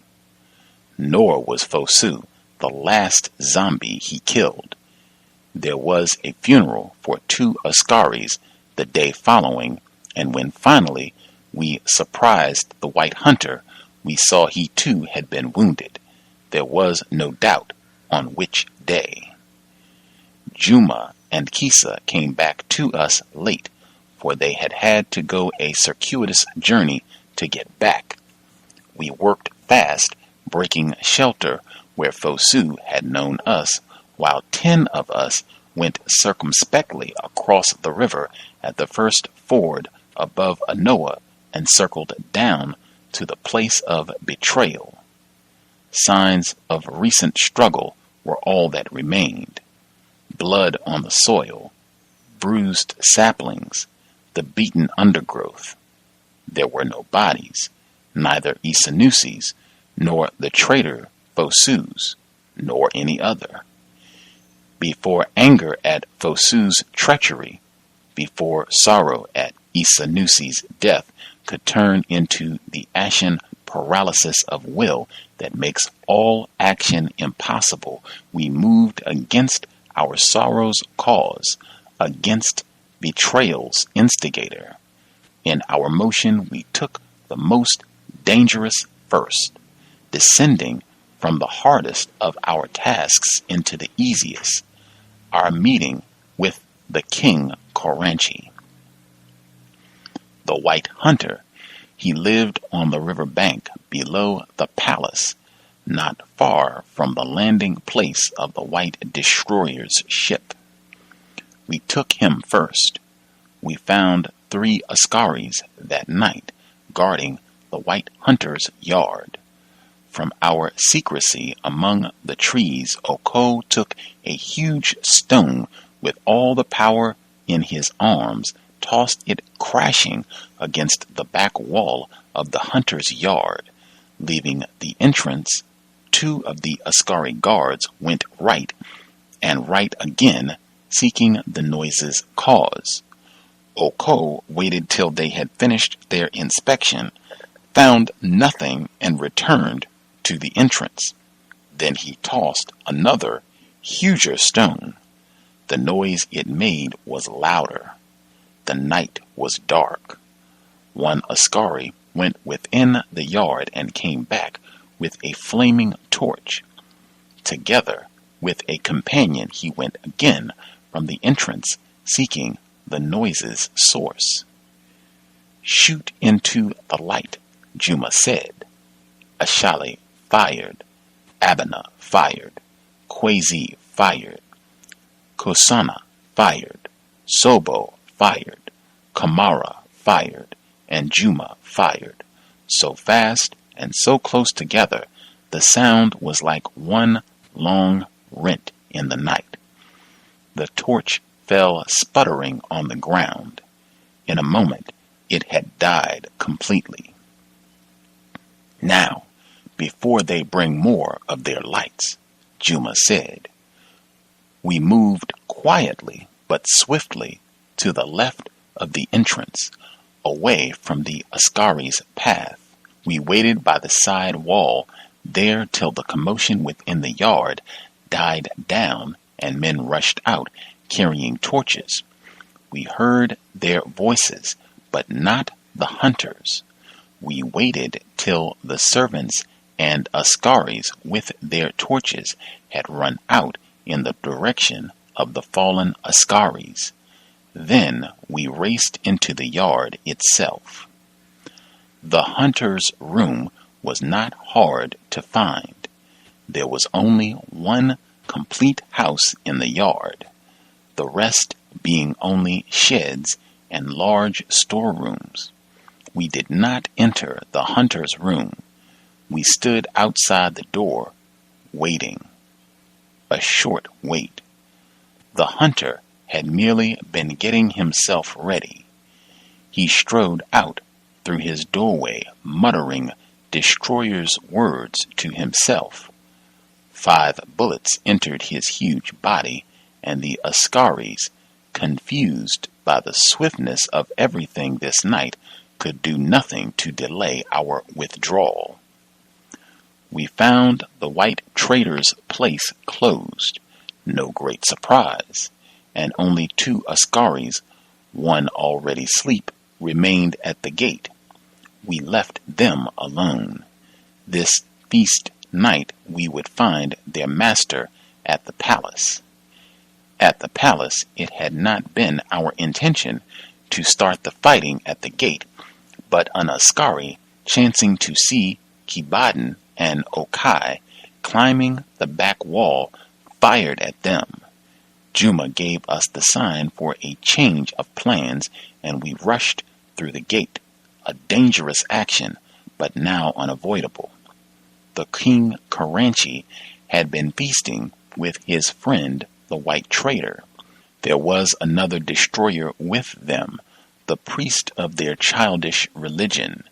They had eaten long since, drunk their fill, and now were merely playing with dregs, looking heavy-eyed at young dancers dancing the dance of virginity at this strange time. None of the revelers had felt disturbed at the sound of shooting outside. To judge from the mood we caught them in, they imagined it was merely something unimportant to them, the askaris shooting people in their own excitement. Immense was their surprise, in the light of all the torches at their feast, to see 30 armed avengers burst in against their pleasure. As for the King Koranchi, we did not shoot him there and then. By the time we had finished destroying the destroyers, his guests, together with the askaris, still intent on murder, it was nearing dawn.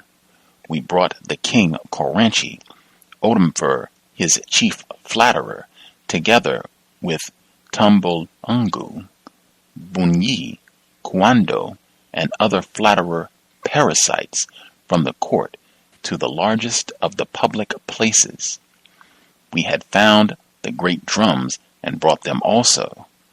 Unusual time this was, but we beat the drums, and the people woke to find out what new message could have come with such unwanted urgency.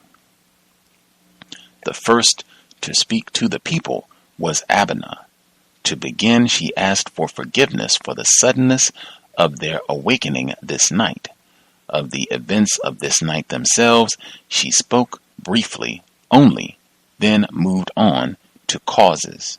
She told the people the causes of these events and other recent events were distant, deep as our roots themselves. She called the people to remember the recent voices crossing the night, to remember the truth they carried. She spoke of the disease of parasites eating our people, inviting whites to bring destruction against our land. Then she asked, who remembered the dance of love, the dance of our age's final initiation? Asked who remembered its aftermath. But the people had no wish to utter their uncertain knowledge. In wonder, they asked to hear the truth. Ask the king, Abena said. Calm her voice was, sure her step as she took Koranchi's hand like a loving mother. Here stands the king. Ask him. He did talk, the king Koranchi. Why, it was impossible to tell. Nor was it false, the confession he made, though he sought now to blame the drink he loved so well, now the greed of his courtiers. He told the assembled people of the feast he had arranged for us, his children, on his white friend's ship, of its aftermath, and even of the wealth it brought him and his courtiers. The king told of other disappearances among our people, other trials for uncommitted crimes. All the while he stared at those of us he could see, at Abner most amazedly. It seemed from time to time as if he would interrupt his confession to ask Abner something, but always his question ended at its beginning. But how? How? But how?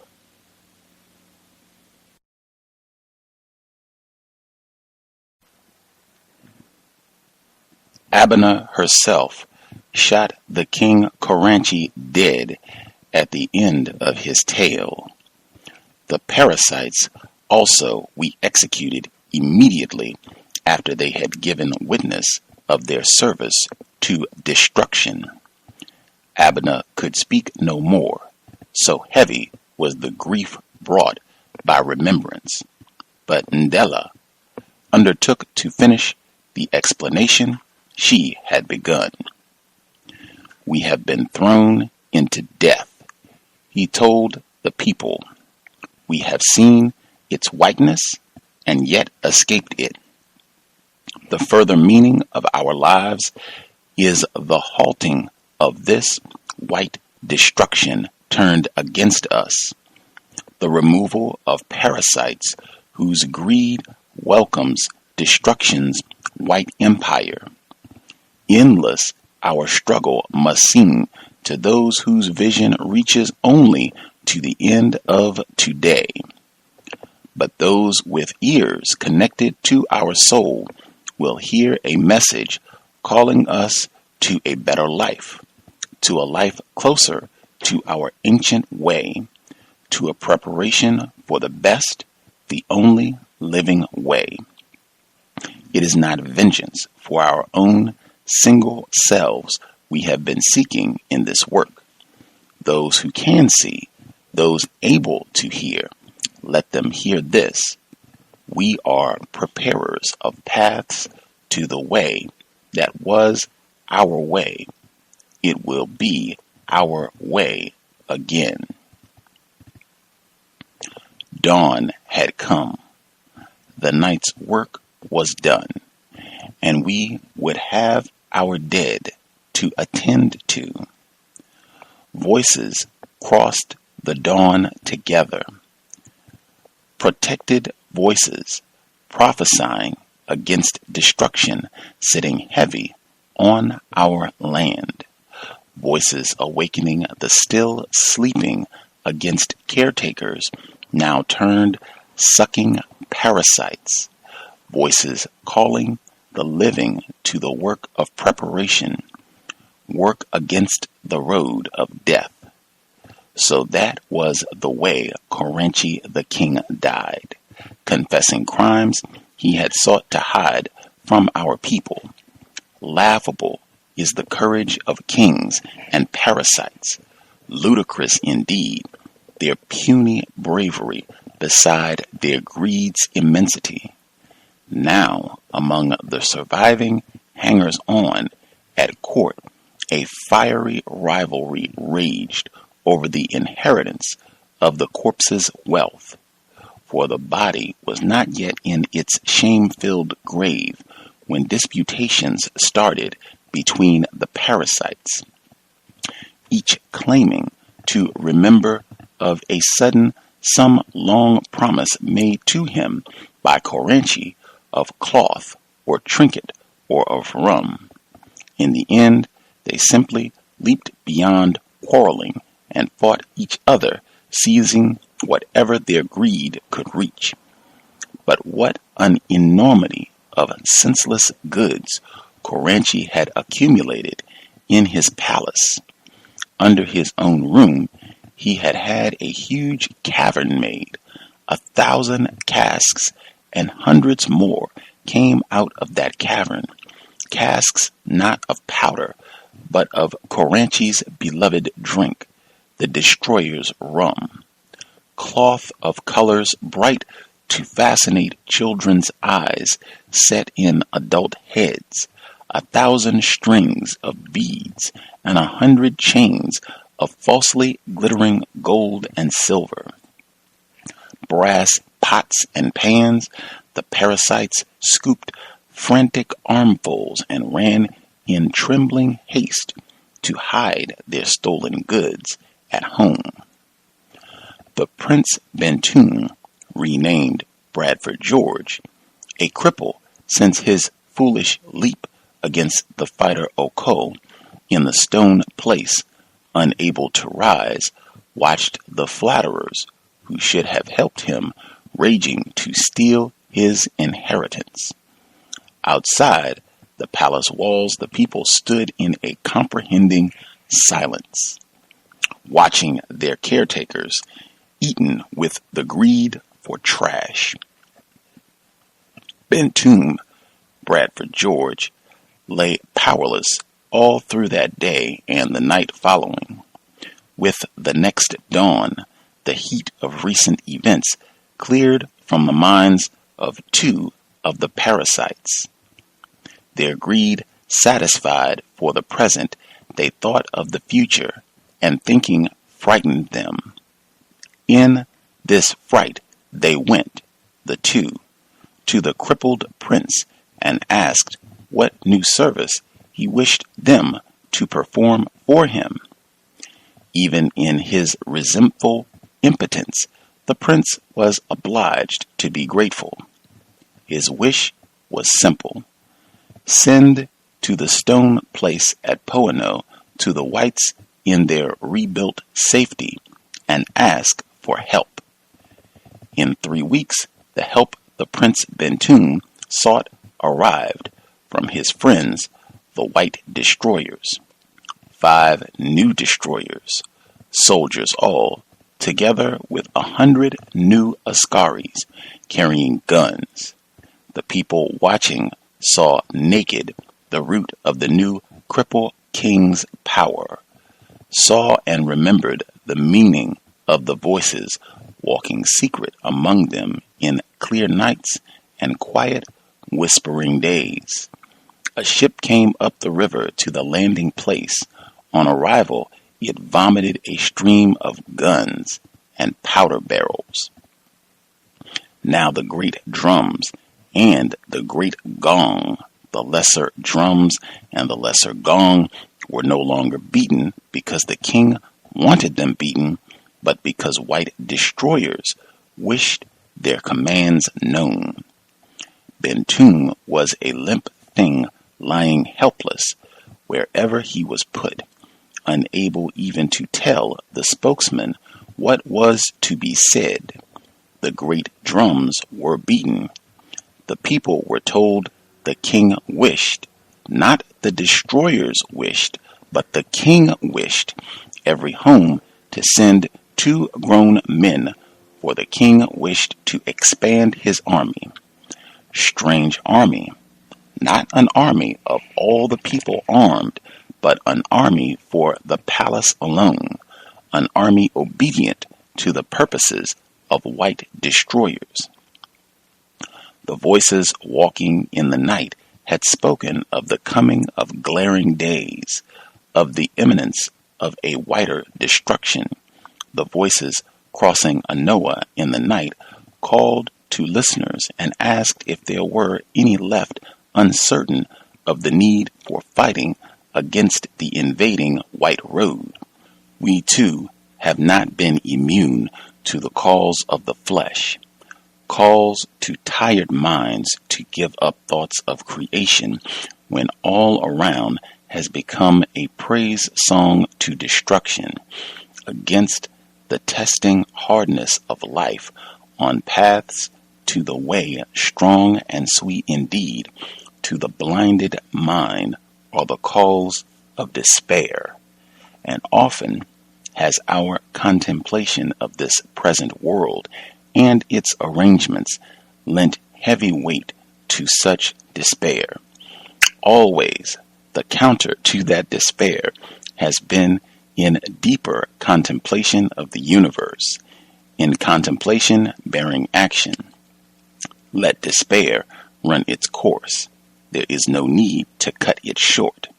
The present chances that frighten, let contemplation of these same chances be definite, clear, sustained, and deep. That is what removes the fear.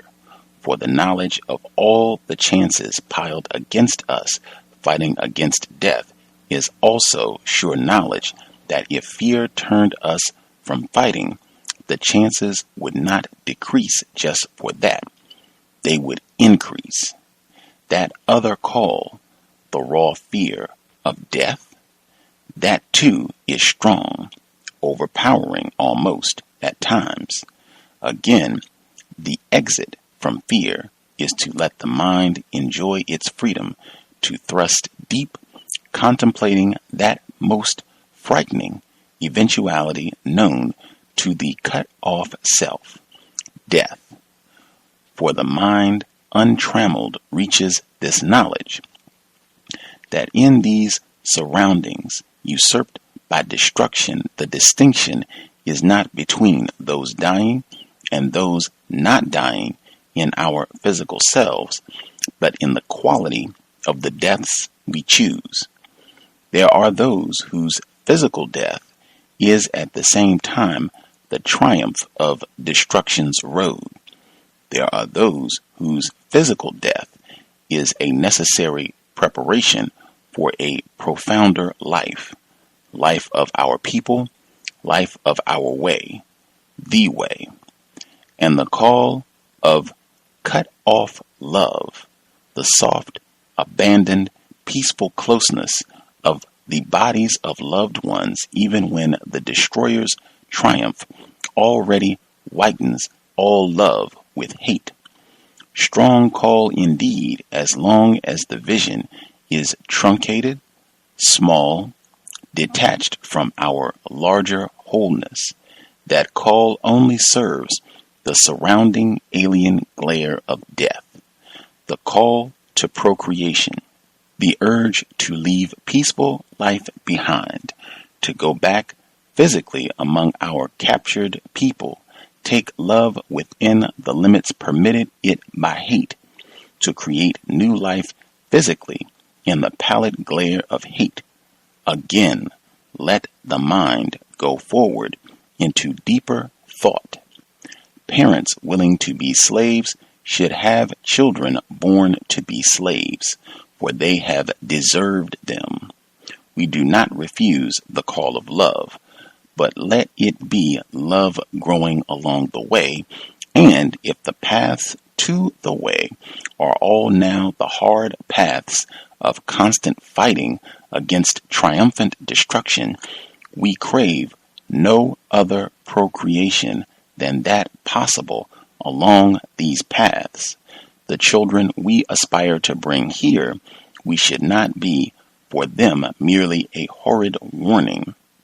How beautiful if, growing up, they saw us always fighting death, and by their natural learning grew also along our way, and saw the way as the natural aim of life. The call of love, the call to procreation, we do not reject, but away from our way, all this stunted love is hate wearing disguises, and away from the way, procreation is not creation anymore. Away from our way, the way, it is but stupid dross, the trap of death made spuriously enticing with thefts from the way of life itself. In Anoa, also, the white destroyers now had a stone place built by humans forced to work, and they filled the place with guns against the surrounding world. The destroyer's commander told the parasites and the Ascaris of a plan to make all our land safe for the destroyer's road. We shall throw a ring of fire around the danger of rebellion here in these your forests, the destroyer's commander said. Daily we shall make the ring smaller, tighten it till the last rebellious soul within it is choked, and the alliance of whites and the kings, the princes and the leaders of this place can progress in safety. We shall throw a ring of fire round the rebels, echoed the cripple King Bentum, renamed Bradford George. We shall throw a ring of fire around the brigand rebels, echoed in their turn the parasites. Another of the white destroyers intoned, for he was the priest. Our coming here is a high favor unto you, O heathen people. We bring you whiteness, which is godliness itself.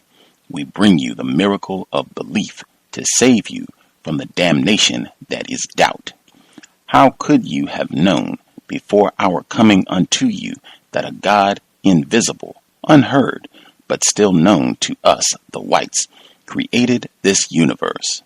How could you have known before our coming unto you that this God sent his only offspring to be a teacher unto you, an expert in how to suffer without resistance against those who make you suffer, without bitterness even, a teacher to teach you to aim for excruciating deaths after lives of pain?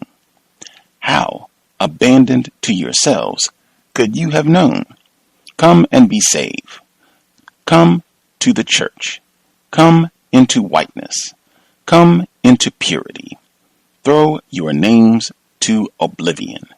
Take white names and denounce those who would fight against the whiteness of our new road.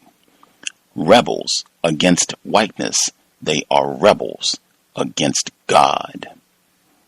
The parasites, how perfect for their lousy spirits. They found Christianity, this other religion for slaves, echoed the white destroyer priest.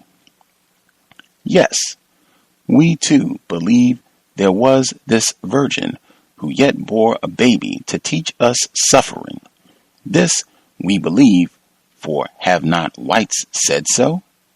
Who refuses to believe this is a soulless one, a rebel. The whites will help us clean the earth of rebels.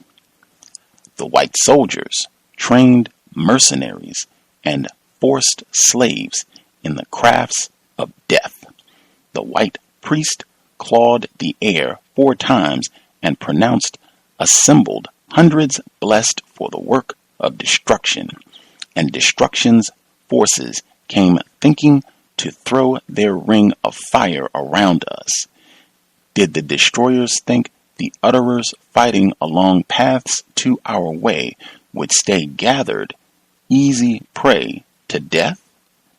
We spread so wide over the land their ring of fire could only be a thin, broken line of stragglers peering through dark, beautiful nights, searching for avengers they could not see. They came against us, dragging the slow heaviness of power. Against them, we turned the potency of swift movement. They came to surround us. We surrounded them in our nights, disappeared in daytime's glare, surrounded them again at night. They came to attack. They retreated defenders. They sought penetration.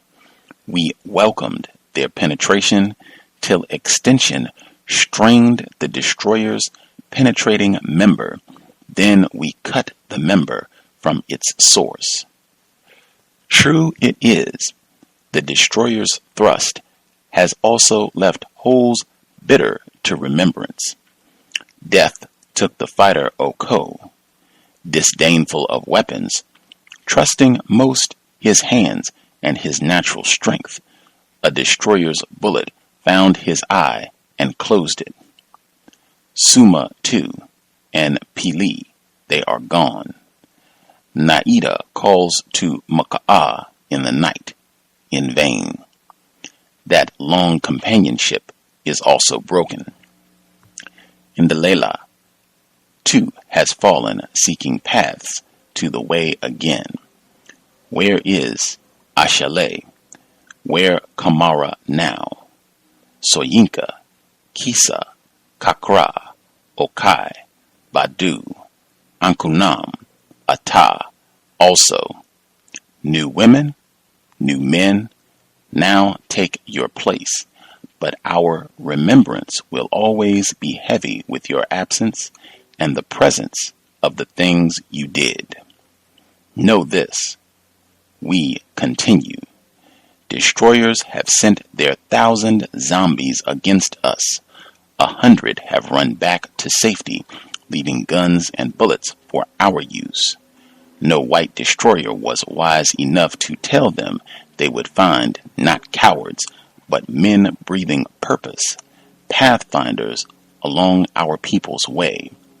Know this also, discouraging is loss, discouraging even the mere contemplation of the destroyer's massive weapons of death. But we have seen the destroyer's force hurled against us turn to strength against the hurlers, and we know our way lies beyond despair, far beyond despair, our way, the way. See the disease and understand it well. It is important. Isanusi had said before his death, he too wondering how in the face of the invading stranger's success a deeper commitment could bring larger numbers to the way again. He had talked of another potent tool of death, the people-killing fascination with things, the hypnotism of the white destroyers, shiny things, things not to bring people together, things not to be shared, things not to be the joiner of people's spirit, but things to set people apart from people, because such is the destroyer's arrangement. These are things only a few can have, things the many have to be without. Corrosive envy's source. Against the disease Isanusi saw the cure, the hope of the way, creation of what is necessary, creation sufficient for sharing, creation that makes sharing easy, natural, reasonable, not an unbearable sacrifice, creation for community. How far lies the present road from that healing creativity? How disastrously far this invasion of goods, deliberately made scarce, so that their mere possession raises men of the lowest mind and rapes the eyes of multitudes to ignorant admiration. Idawa had answered Isanusi, and her answer had been a start on hopeful journeys, an answer bringing greater understanding. She spoke of those needing the white destroyers' shiny things to bring a feeling of worth into their lives, uttered their deep-rooted inferiority of soul, and called them lacking in the essence of humanity, womanhood in women, manhood in men, for which deficiency they must crave things to eke out their beings, things to fill holes in their spirits. But understanding is a bare beginning only. Around us everything shouts loudest for despair, and our spirits in their rising must push against the heavy solidity brought against us by the people of stone. It is a hard rising, but we should not lose this clarity and turn into stupefied haters of things and forms leaving intact destruction's cause itself. A people are already trapped in spirit when they agree to the use of things to hurl themselves separately against each other. The root of the disease is not in things themselves, but in the use of things. The disease is not in the abundance of things, but in relationships growing between users. The people using all things to create participation, using things to create community, that people have no need of any healer's art, for that people is already whole. Since how many seasons gone have we needed healers to reveal to us the secret of all healers' work? The body that is whole moves always together. No part of it goes against any other part. That has never been a mystery to us. If then the white destroyers thrive on our disintegration, what surprise? Yet there is no call to murder hope. Why should the informed hearing be so discouraged by destruction's loudness when already even the destroyed fragments begin to call out for healing, when already there is healer's work to do? True it is, we have known other sources of despair, the knowledge that a people may flee predators only to find destroyers, escape whiteness, coming from the desert only to collide with worse whiteness, emergent from the sea. Yet here too, understanding takes the mind beyond despair, takes it active into healing work. For did not Abana and Isanusi, did not Juma and Mokili spend revealing time making loud the thought that those gone before had also suffered from a blindness no less dangerous than the present atrophy of vision? What else could it have been but blindness, the inability to see that there is more than the choice between becoming predators and staying prey, more than the choice between hunters and the merely hunted, between destroyers and the destroyed? Why else did they not think to beat new paths to the old way?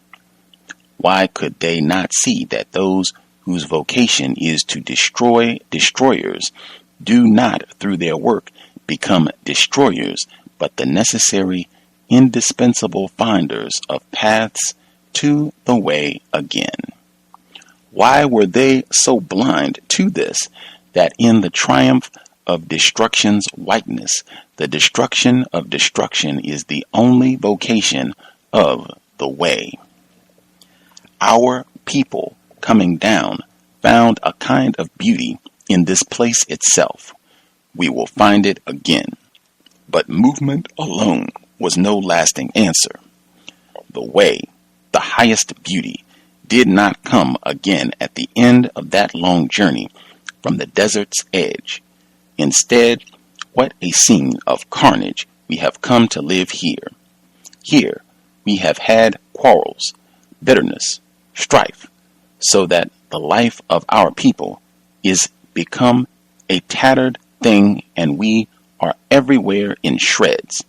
That long flight then has only varied, only prolonged our disintegration.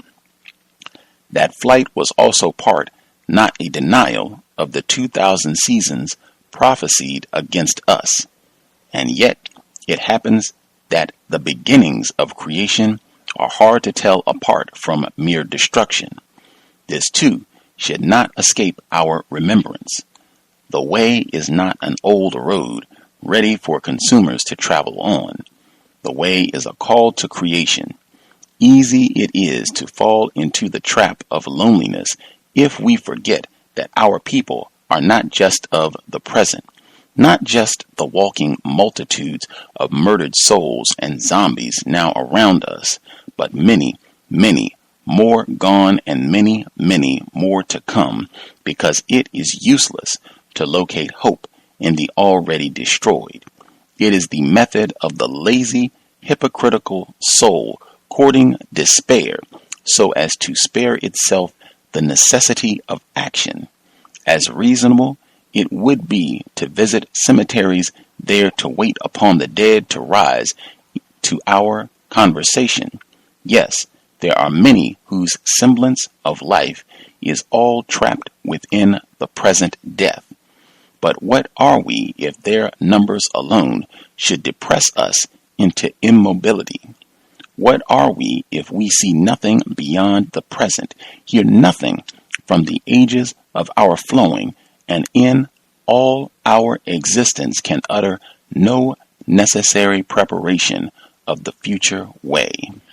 Certain it is, decay runs exulting through our people. Certain we have fallen into a grotesque dance of death, the dance of whites and kings and princes and other worms and parasites. But shall we call Idawa foolish, urging us to remember even mortal bodies can destroy the life infesting them, that our people will live and will necessarily destroy the white destroyers infesting us together with their helpers and parasites? Shall we forget Isanusi's words that left to ourselves, our people would have the means and the will to destroy the parasites, but for thousands of seasons we have not been to ourselves.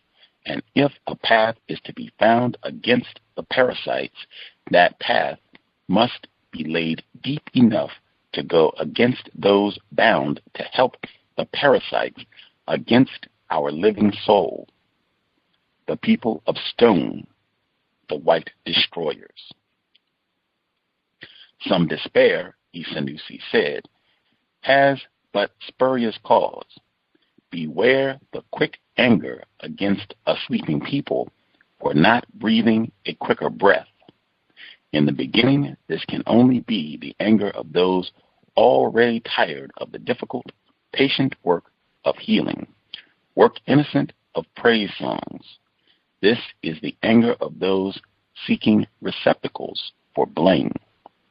For he is no liberator whose skill lies in calling loudly to the bound, the trapped, the impotent enslaved, to rise upon their destroyers.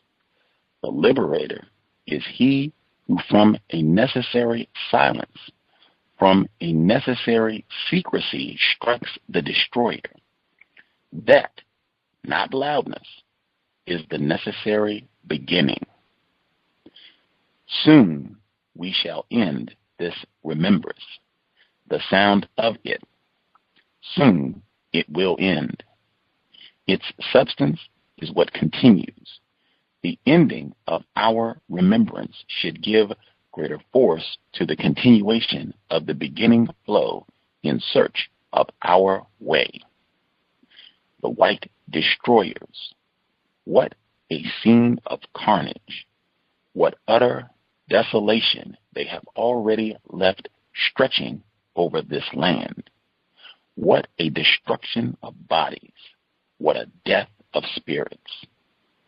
But the reign of the destroyers cannot reach beyond these 2,000 seasons.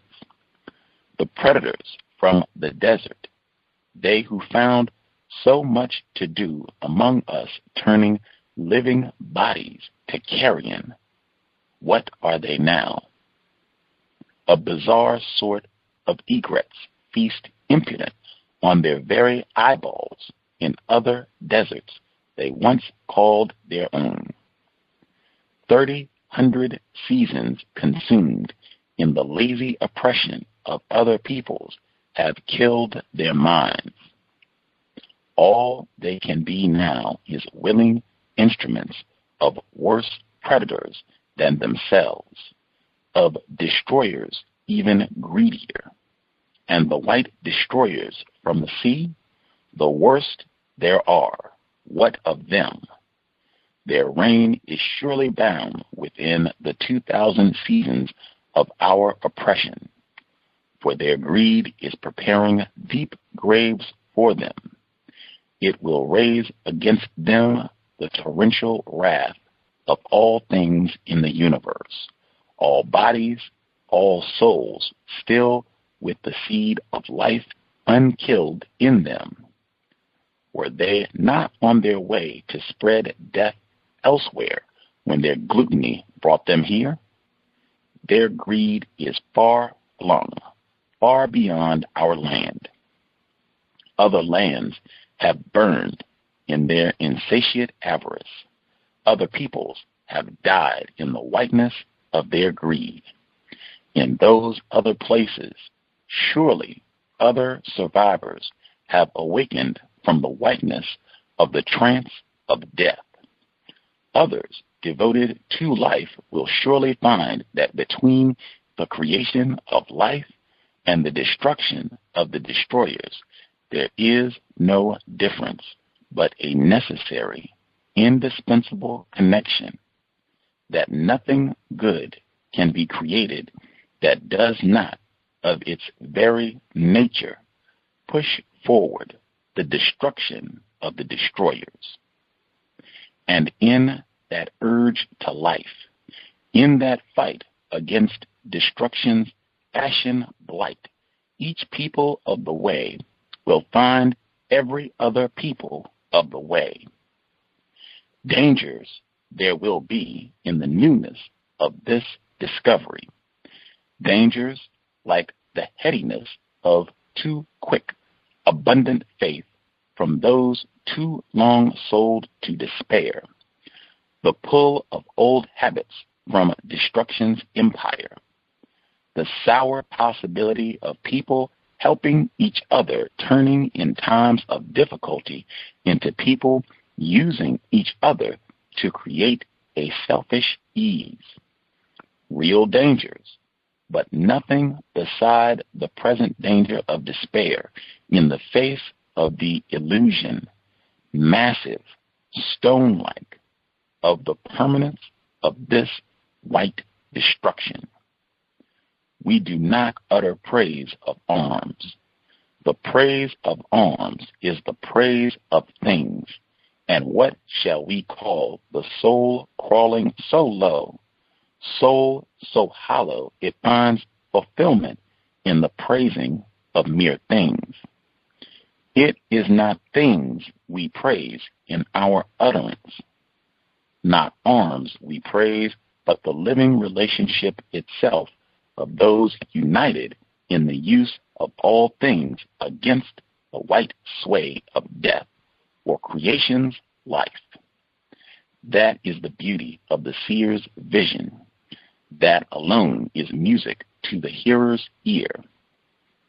That is the sole utterance of utterers conscious of our way, the way.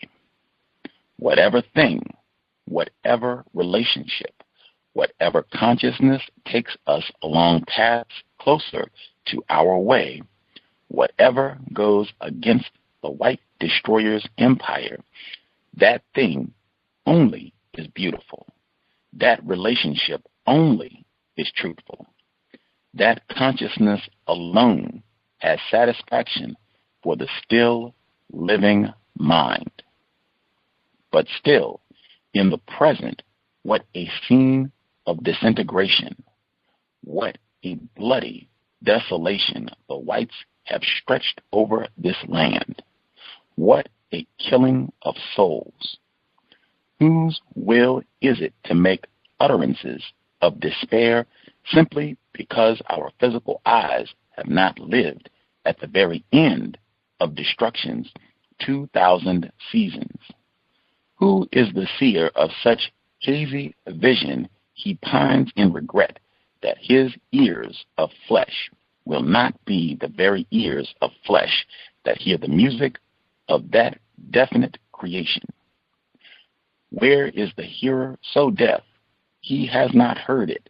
Does not matter which mouth of flesh and blood utters creation's onset, as long as every seer treading paths to our living way, every hearer, every utterer of the way has even in the 2000 seasons turned all living energy against the whiteness of destruction's sway. There is no beauty but in relationships. Nothing cut off by itself is beautiful. Never can things in destructive relationships be beautiful. All beauty is in the creative purpose of our relationships. All ugliness is in the destructive aims of the destroyer's arrangements. The mind that knows this, the destroyers will set traps for it, but the destroyer's traps will never hold that mind. The group that knows this and works knowing this, that group itself is a work of beauty, creation's work. Against such a group, the destroyers will set traps for the body, traps for the heart, traps to destroy the mind. Such a group none of the destroyer's traps can hold. Soon we shall end this remembrance, the sound of it. It is the substance that continues. Soon it will end. Yet still, what a scene of carnage the white destroyers have brought here. What a destruction of bodies. What a death of souls. Against this, what a vision of creation yet unknown. Higher, much more profound than all erstwhile creation. What a hearing of the confluence of all the waters of life flowing to overwhelm the ashen desert's blight. What an utterance of the coming together of all people of our way, the coming together of all people of the way.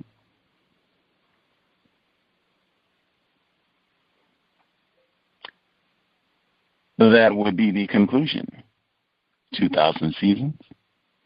Mr. Ayi Kwei Armah.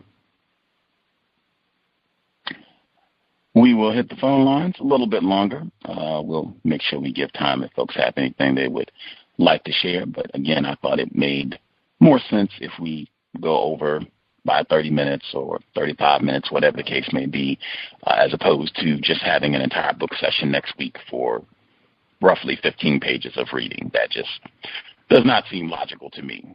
At any rate, if folks would like to dial in, the number again is 760-569-7676.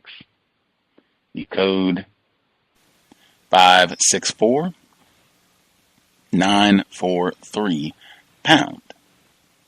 Press *6 if you would like to participate. The number one more time, 760-569-7676. The code 564-943#. Press *6 if you would like to participate. Final thoughts. Last session, Mr. Ayi Kwei Armah, 2000 seasons. We will hit the phone lines. If you have anything you want to get in on this segment or things that have stood out now that we have done the whole book, feel free. Everyone who dialed in with a hand up, line should be open. Yes, sir. Yes, sir. This is Noble calling in. Page 335. It was a passage in there that I was interested in commenting on. It says, others devoted to life will surely find that between the creation of life and the destruction of the destroyers, there is no difference, but a necessary, indispensable connection, that nothing good can be created that does not, of its very nature, push forward the destruction of the destroyers. And I just think that, because I recall last year when Dr. Francois Wells was on the program, and I posed a question, and I said, if you can't have racism without racism and white supremacy without white supremacists or white people, can you have a system of white supremacy without, can you eliminate the system of white supremacy without eliminating white people? I mean, if we live in a world, if white people did not exist, would we have white supremacy in the world? And I just pose that question. Just reading this book and just not just that, but a whole lot of passages just stand out. And it's just always saying that the nature of the way is to destroy the destroyers. So I mean, it's basically saying similar things in different ways. It's saying we have to destroy destruction, and it's not giving us how to do it, but it's just saying what needs to be done. So however that comes about is up to us, and I think it was another passage in there that was talking about the children being the teachers to the parents, and I thought that was interesting because I always keep in mind. Yeah, it's on page 328. He says, "How could you have known before our coming unto you that this God sent His only offspring to be a teacher unto you, and expert in how to suffer without resistance against those who make you suffer, without bitterness, even a teacher to teach you to aim for excruciating deaths after lives of pain." I just always keep in mind what the youth are perceiving when they see white people dominating non-white people on jobs. How do the young people feel when they always turn on television, they see white people images and white people doing this, white people doing that? Because I felt that way when I was growing up, and I always seen white people on television and the cartoons, and I'm saying, even at that young age, I always ask, why? And I'm looking at my skin, I'm saying, okay, my skin is brown, I'm looking at television, all I see is these people. I mean, where am I at? I mean, what's something's missing here? So I just always wonder how the youth are perceiving this, and you grow up and you have all these questions that go unanswered, and it's like you don't, like they said, one day it all makes sense, and it's like once you get to that point, it's like, okay, now it's all making sense. And I'll keep my line there. Just real briefly, I totally agree about the young people and how they perceive all this, and I think he has several passages where he talks about procreation and parents who are being enslaved, and if their focus is just on producing offspring, then their children are going to be enslaved, and that's. I think I'll get the exact passage for you, what he says, but he says that's what you end up with when you're not focused on solving the problem and you just are looking to have children and what have you, and not thinking of what are the consequences going to be for your children if you're in a predicament where you're being abused, enslaved, unjustly subjugated. But that passage where he talks about, where he says on the PDF, page 328, where he says, how could you have known before our coming unto you that this God sent only His offspring to be a teacher unto you? I think that whole passage is talking about the use of Christianity as a weapon. Certainly you could have other interpretations, but I think unless I missed, I think that whole passage he's kind of ridiculing and pointing out the absurdity of the religion of white supremacy under the guise of Christianity. In that passage there, I think he's talking about Jesus supposedly being the teacher to teach us to accept suffering without resistance, and just, all that jazz, but I could be in error. Did folks have other comments? Any of the folks that are on the line? Line should be open.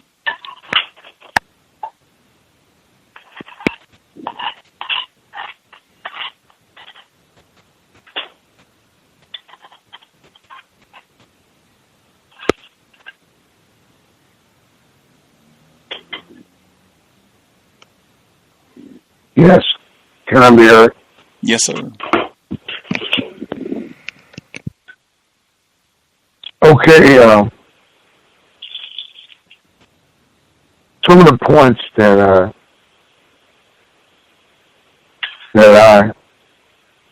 want to emphasize is, okay,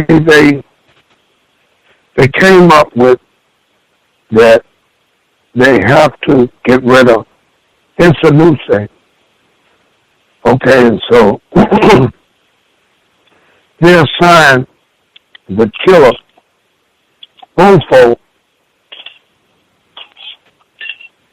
to like an assassin, he was assigned to take Isanusi out. But he thought that he had an easy mark. But when he began his stalking of Isanusi, he didn't know that Isanusi had the others had Isanusi's back. So they set a trap for Bofo. They made like a effigy, and Bofo fell for the trap. And then I thought it was interesting that when he thought he had Isanusi killed and he jumped into the hole, that they provided Isanusi an opportunity to face the killer, his killer. I mean, what better opportunity than someone that's assigned to take you out, and then you have an opportunity to face that person that was assigned to take you out. And now it's mano a mano, man to man. You want to take me out? Oh, you were mistaken. So now, you got your chance. Hand to hand, take me out. And he lost. But I thought it was a sad part of the book when Isanusi was killed. But when Dovey returned seeking, see, in other words, you know, you can try to run, or you can try to hide.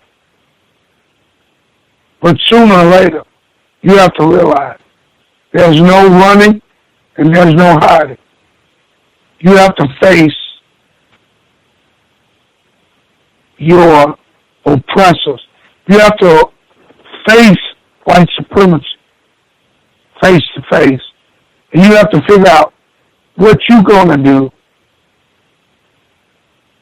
concerning your position in a system of white supremacy. So whether or not, and that's why Mr. Nellie Fuller's book teaches you the independent code.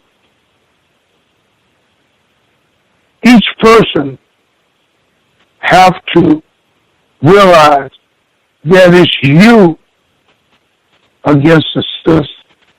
What are you going to do? It's no more rally, freedom fighters, civil rights fighters. You can join the CORE, NAACP, and all of that. How is that going to help you when you face to face with white supremacy on your job or in your lifestyle, or it's threatening your family? You're up against it yourself. What are you going to do? What tactics, what kind of measures do you have?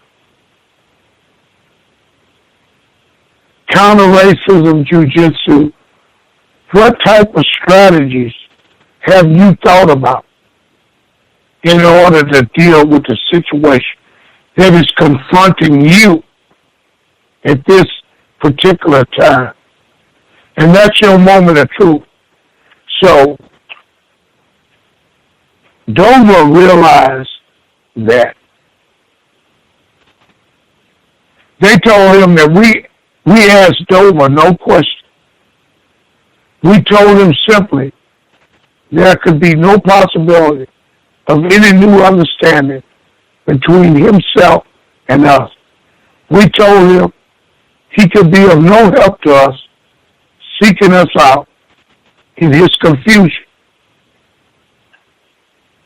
See, the most profound statement that Mr. Neely Fuller said is that unless you understand white supremacy, what it is, and how it works, everything else will only confuse you. So that's what we all are trying to do. We're trying to understand the system of white supremacy. It's not something that you can just learn in a matter of months or years or whatever. You have to apply yourself, and you have to understand that this is a complex system. And when things jump up, like the judge slapping the young man, the mentally retarded guy, and telling him, run, nigga, run.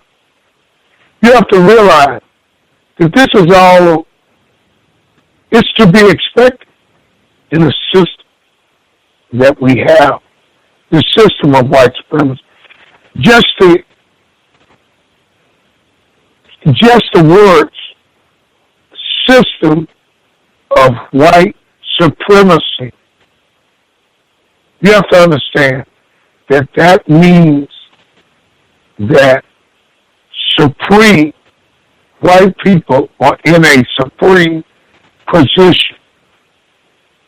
You have to get that through to your understanding. You can talk about post-racial society, colorblind society, whatever you want to call it, but you back to white supremacy as a system.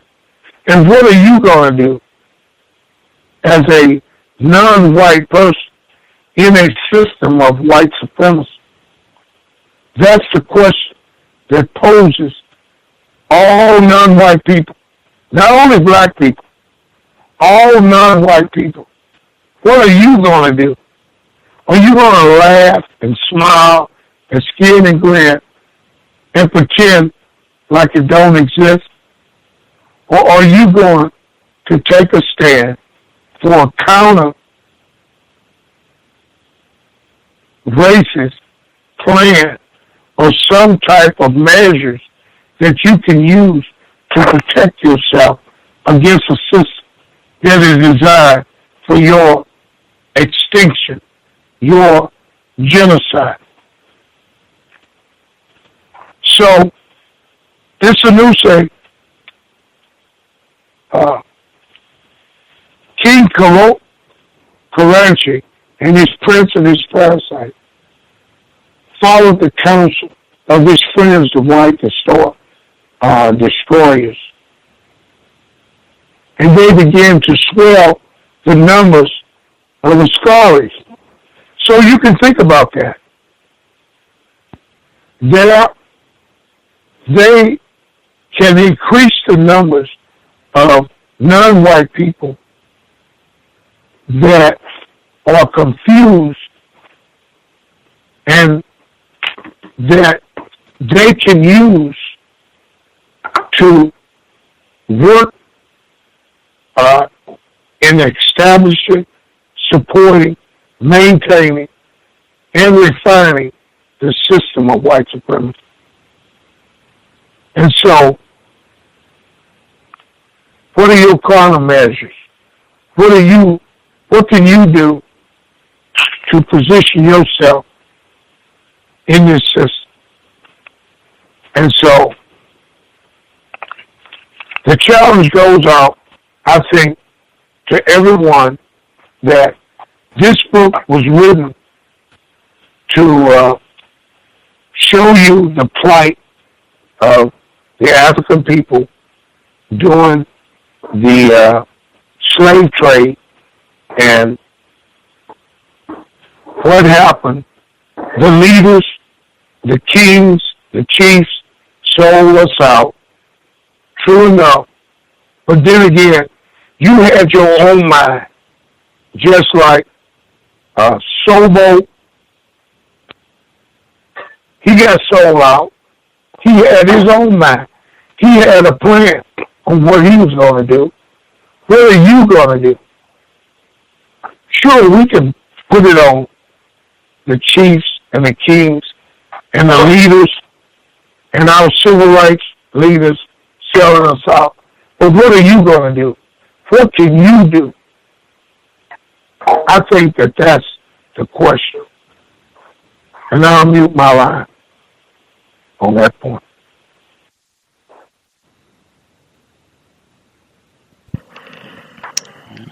Right on. Let's see. Any of the other folks with us have anything that they want to share? Closing thoughts on the book as we wrap things up with 2000 Seasons? May I be heard? You're a little low, but I can hear you. You could speak up. Hey, just briefly, I was thinking about when Dr. Welsing was on the show, and you spoke to her about fear and how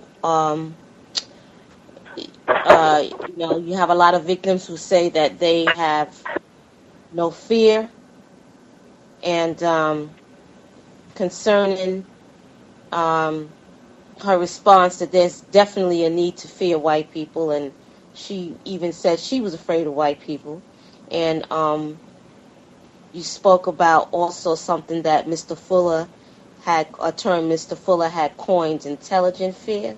So on page 309 on the PDF, on the bottom, the second paragraph, let the spear run its course. There is no need to cut it short. The present chances that frighten me, that the contemplation of these same chances be definite, clear, sustained, and deep. That speaks of that self-respect.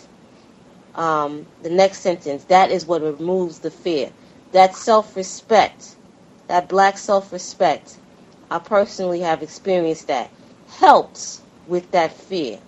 And that's an intelligent fear. That self-respect, that black self-respect, exercising it does help a lot. So that's all I had to add. I'll mute my line.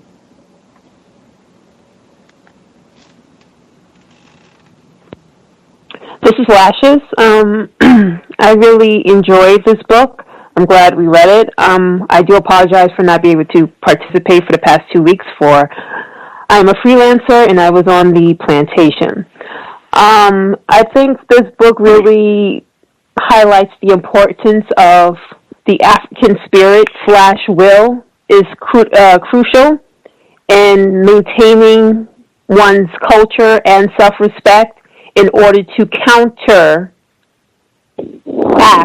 the white destroyers, predators, along with their minions known as the Isanusi and traitors. I thought that was really important highlight of the book. What I also found was really meaningful was the preparation that the group had in the Fifth Grove. So once those outsiders began to encroach on the Fifth Grove, the group who were pathfinders of the way were able to counteract them. The white destroyers, their minions, the Askaris, the traitors, etc. So I thought that was really, really, really telling. And I also think that those who seek and crave material things for their own individual pursuit is a byproduct of their African spirit / will deteriorating from the way, and also is a fine example of how fear creeps up in an individual like that, and it just festers and persists because the African spirit has been compromised. And that's all I have to say for now.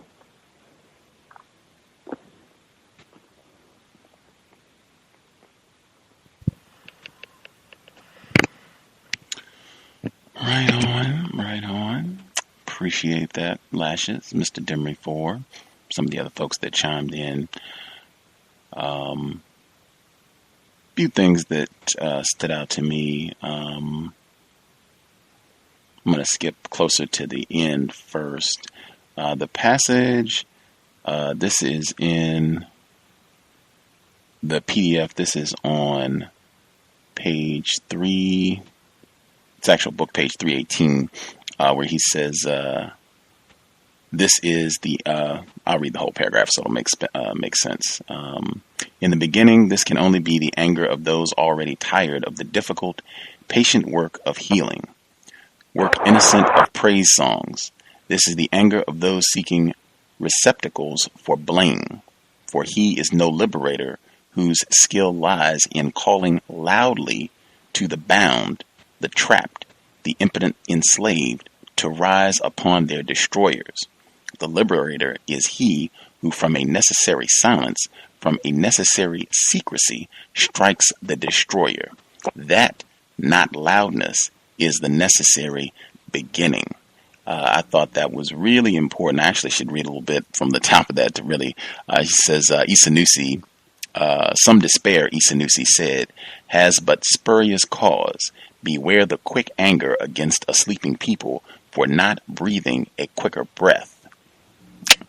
Important sentence that starts all that, but I think that's paramount to kind of keep in mind. I think we talked about this a lot, that when people first start to get some understanding that, there is a war of white terrorism being waged against black people worldwide, that tendency to kind of look down on other people who don't understand, or maybe we don't like how they're responding currently, or whatever the case, to just be impatient and frustrated with them, and to, be yelling at them and, you stupid, I can't believe you're doing that, where that really doesn't accomplish anything. I think I've even heard Pam several times where she said just yelling at black people, you need to wake up, that doesn't really accomplish anything. And just understanding that it's going to require patience, planning, being methodical to go about trying to solve this process. And I think he gives quite a few examples of that in the text. Even the preparation at the Fifth Grove, a lot of that was just quiet, meticulous planning, not going out shouting, jumping up and down, and fussing at other black people or anything of the sort. Also, this is on page 312, where he says, take white names and denounce those who would fight against the whiteness of our new road. Rebels against whiteness, they are rebels against God. I think white people have set things up like that pretty consistently, where anything you do to oppose white people, their system, as was said earlier, you are a troublemaker. You might even be said to be some sort of heathen or heretic. You're going against God if you're going against their system. Let's see. Also, this is on.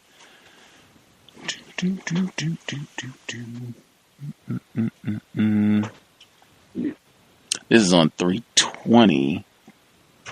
He says, whatever thing, whatever relationship, whatever consciousness takes us along paths closer to our way, whatever goes against the white destroyer's empire, that thing only is beautiful. That relationship only is truthful.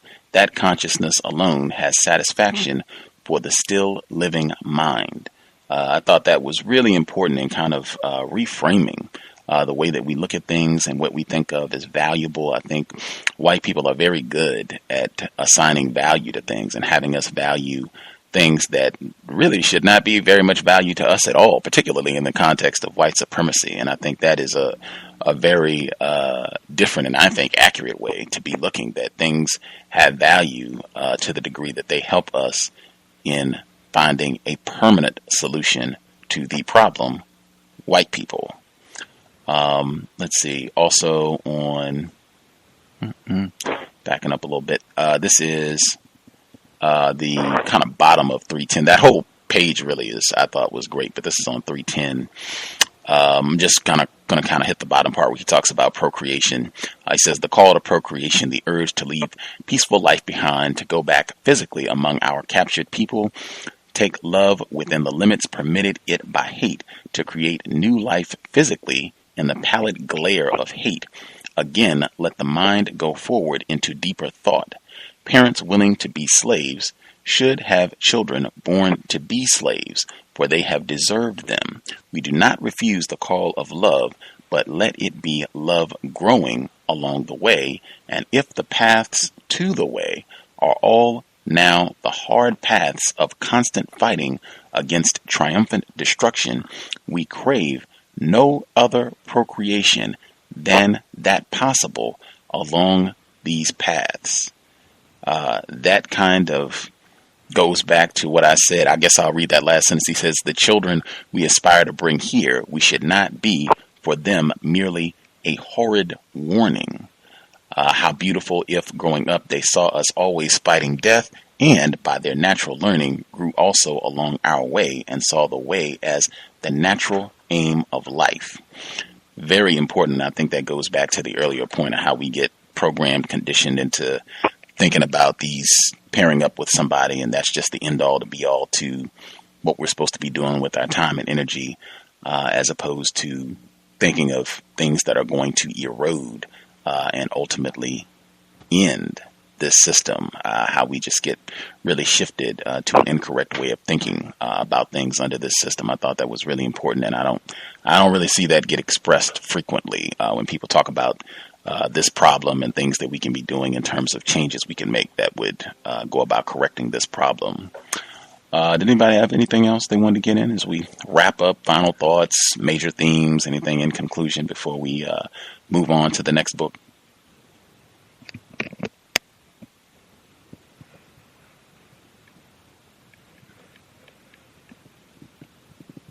This is Lashes again. I like how Abena forced the king, Kurochi, to tell his truth on what his role in his mistreatment of his people by being the middleman for the white destroyers. I really like that a lot because under the system of white supremacy, you really need to expose the system for what it is and the people who are practicing it, not just silently, going along or not saying anything, watching what's going down, but not exposing the act when it's going on or when it's going down, or exposing what has happened in the past, which is related to the present. So I thought that was very, very important, too.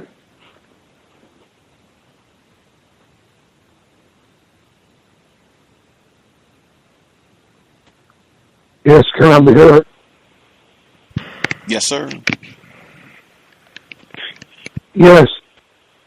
And Abena herself shot King Kurochi. But one thing that I want to bring out is about this guy, Foshu. How do you pronounce his name? F-O-S-U. Fosu. Fosu. This is one thing that I didn't realize in my lifetime, with black people. I always accepted people face value for what they were, and I wasn't suspicious of people. But you have to be careful of non-white black people that will lead you into a trap. This guy led them into a trap with the waiting destroyers and had Askaris waiting at the riverbank And I believe that if I remember correctly, if it wasn't for Isanusi and his knowledge and understanding that was quick, and he took his gun and he shot Fosu dead.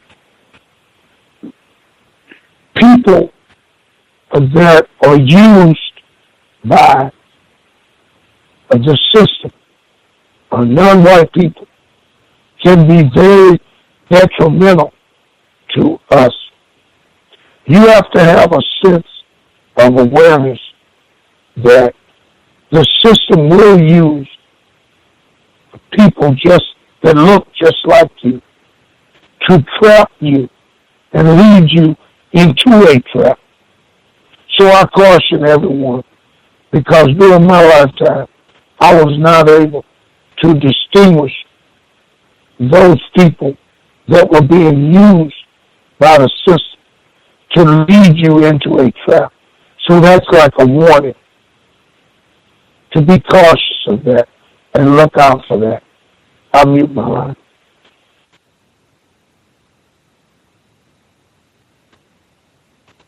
You must look underneath the underneath.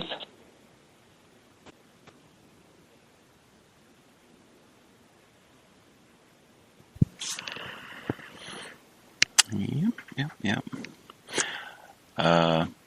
In that same vein, which I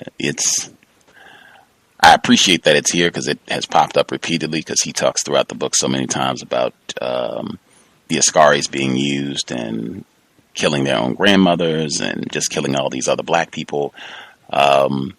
Redemption does pop up where he talks quite a few times, Juma, and him being an Askari and then turning and helping when they were on the slave ship and helping them to kill all the white people so that they could get free. But it happened again this week, where this is at the bottom of 298, where he writes, a happy discovery this, that even among zombies working for the white destroyers, a body is found now and then inhabited by its own spirit, living still, though 6/7 murdered. A spirit willing to move if it can find its destination, a spirit still able to move. Juma has not remained the only one. 2 more Askaris have come to us, and 4 more work still among other Askaris, their secrecy not yet broken. That kind of, that sense that, hey, all hope is not lost. Even the black person that we think is most confused and just doing everything possible to help out white people, that you might be surprised even that person, from time to time, it might be even some of them that turn around and figure out what they should be doing, the correct thing that they should be doing in a system of white supremacy to help solve this problem. But that does pop up more than once in the text. I appreciated that as well. Malcolm, I bring that up all the time. Minister Malcolm X did not start out the way that he ended. He did not start out sounding that way and behaving that way. Unless anybody had anything else?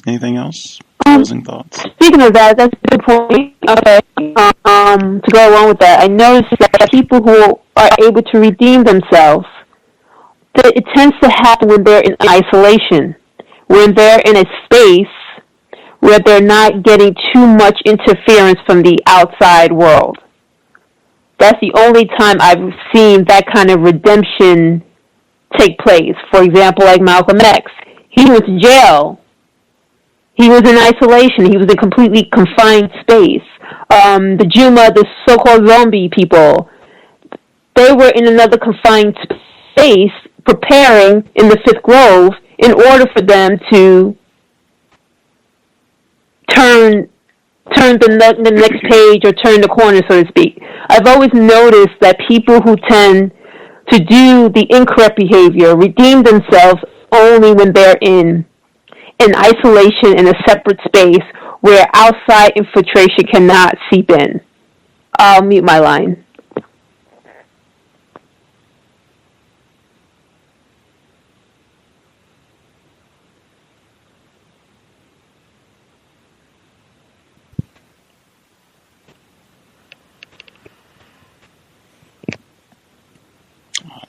Everyone good? Everyone good? Or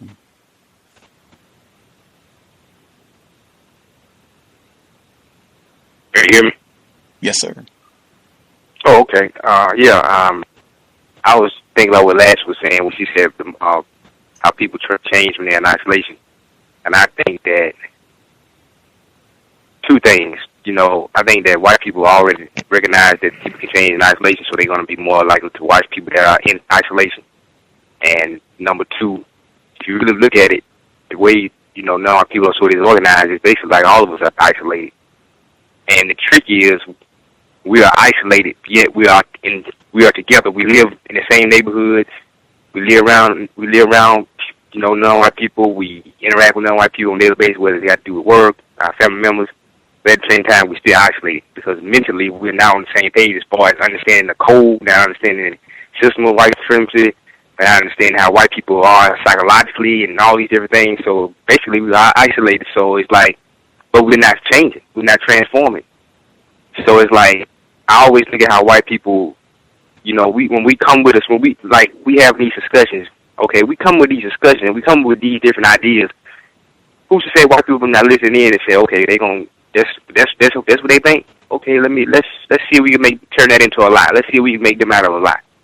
Okay, they gonna transform in isolation. Let's see if we can put them in isolation and make them not transform while they're in isolation. So I just always think that we have to constantly be mindful of, okay, just because we have these discussions and that they don't mean somebody's not listening, they don't mean that white people have not already thought about these things we're thinking about, because these people constantly come together talking in this dialogue and exchanging ideas. So I feel like everything that we discussing, I think white people already have considered it. So I'm not saying that it won't work or anything. I'm just saying that, it's okay. That's a good idea. Let's build on it. Let's analyze that idea. I think we should get into that more, analyzing the ideas more, and then seeing how we can make it more resistant proof as far as how white people can counter it. Because as counter racists, white people are counter racism. So that's all I had. Which explains why they would always, even throughout history till today, they would not allow a group of black people to congregate with themselves. Or if you are the only black individual within an environment where, say, there's mostly white people, and if you tend, as a black person, to be off by yourself, they're always wondering why you're by yourself. They're watching you from afar with the white gaze going on. So I think that ties in very well with what the gentleman just said. White people are counter racism. Correct. So. Correct.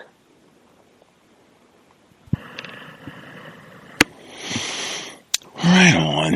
I will assume folks are satisfied. If you are a listener, archive, or what have you, and you had a closing thought on Mr. Armah's novel, feel free. You can email and we can share it down the road, even though we'll be moving on to a new book next week.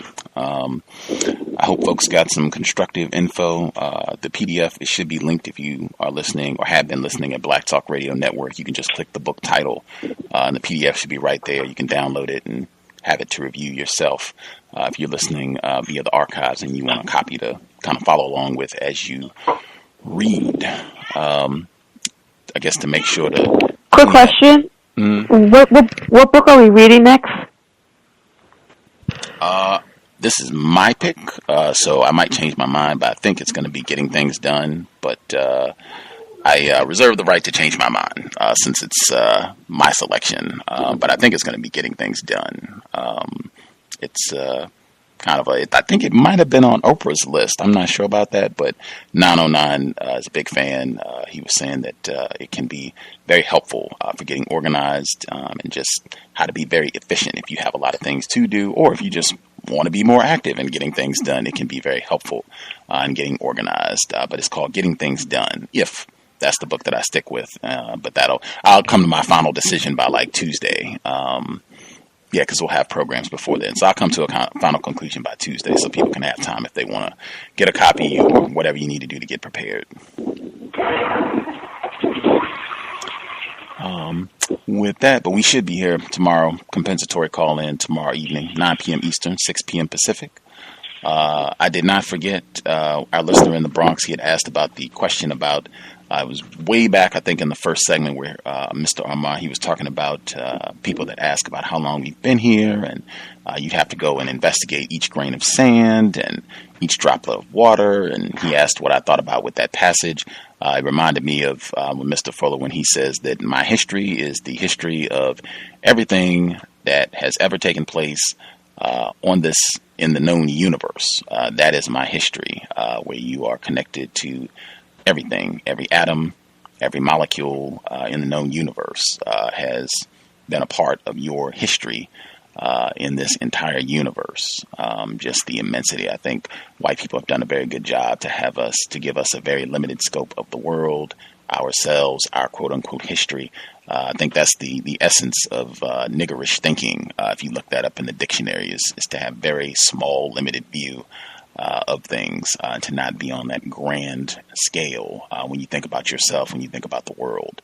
But in a nutshell, that was what I thought of with that passage. I told him I'd make sure I share before we wrap things up. Anywho, thanks for the folks who contributed, wrote in, shared along the way. Again, I hope it was of some constructive value.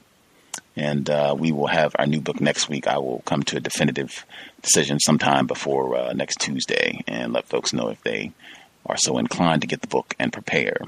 We'll look out for folks tomorrow, 9 p.m. Eastern, 6 p.m. Pacific, compensatory call-in. And remain safe. It's weekend. I know it's summertime. Folks will be out acting a fool. There's no time to be cutting up. Enforcement officers will be out. They will be looking to cause trouble for you. If you're going to be partying, doing all that stuff, still remain codified. If you consume any alcohol and what have you, I would recommend getting to one spot and staying there. Dr. Cambon has said consistently, you get behind that wheel, it's after 11 o'clock at night. If you are a black person, you're asking for trouble. I would agree. Definitely, if you've got anything in your system, you are for sure asking for a double whammy. White people love to waste time, or really it's not wasting, it's just a way of stealing resources, time, and energy from non-white people with all of that rigmarole, and then messing up if you're trying to go out and get a job or do constructive things just from one evening of fun. So keep that in mind if you're going to go out this evening. Be codified. Be codified. Thanks, everyone, for tuning in. It has been time. Replace the system of white supremacy with justice as soon as possible. Context of White Supremacy. Signing out. Thanks all for tuning in. I'm a victim, brother. You're a victim. I'm a victim of 400 years of conditioning. Shut up. The man has programmed my conditioning. Even my conditioning has been conditioned.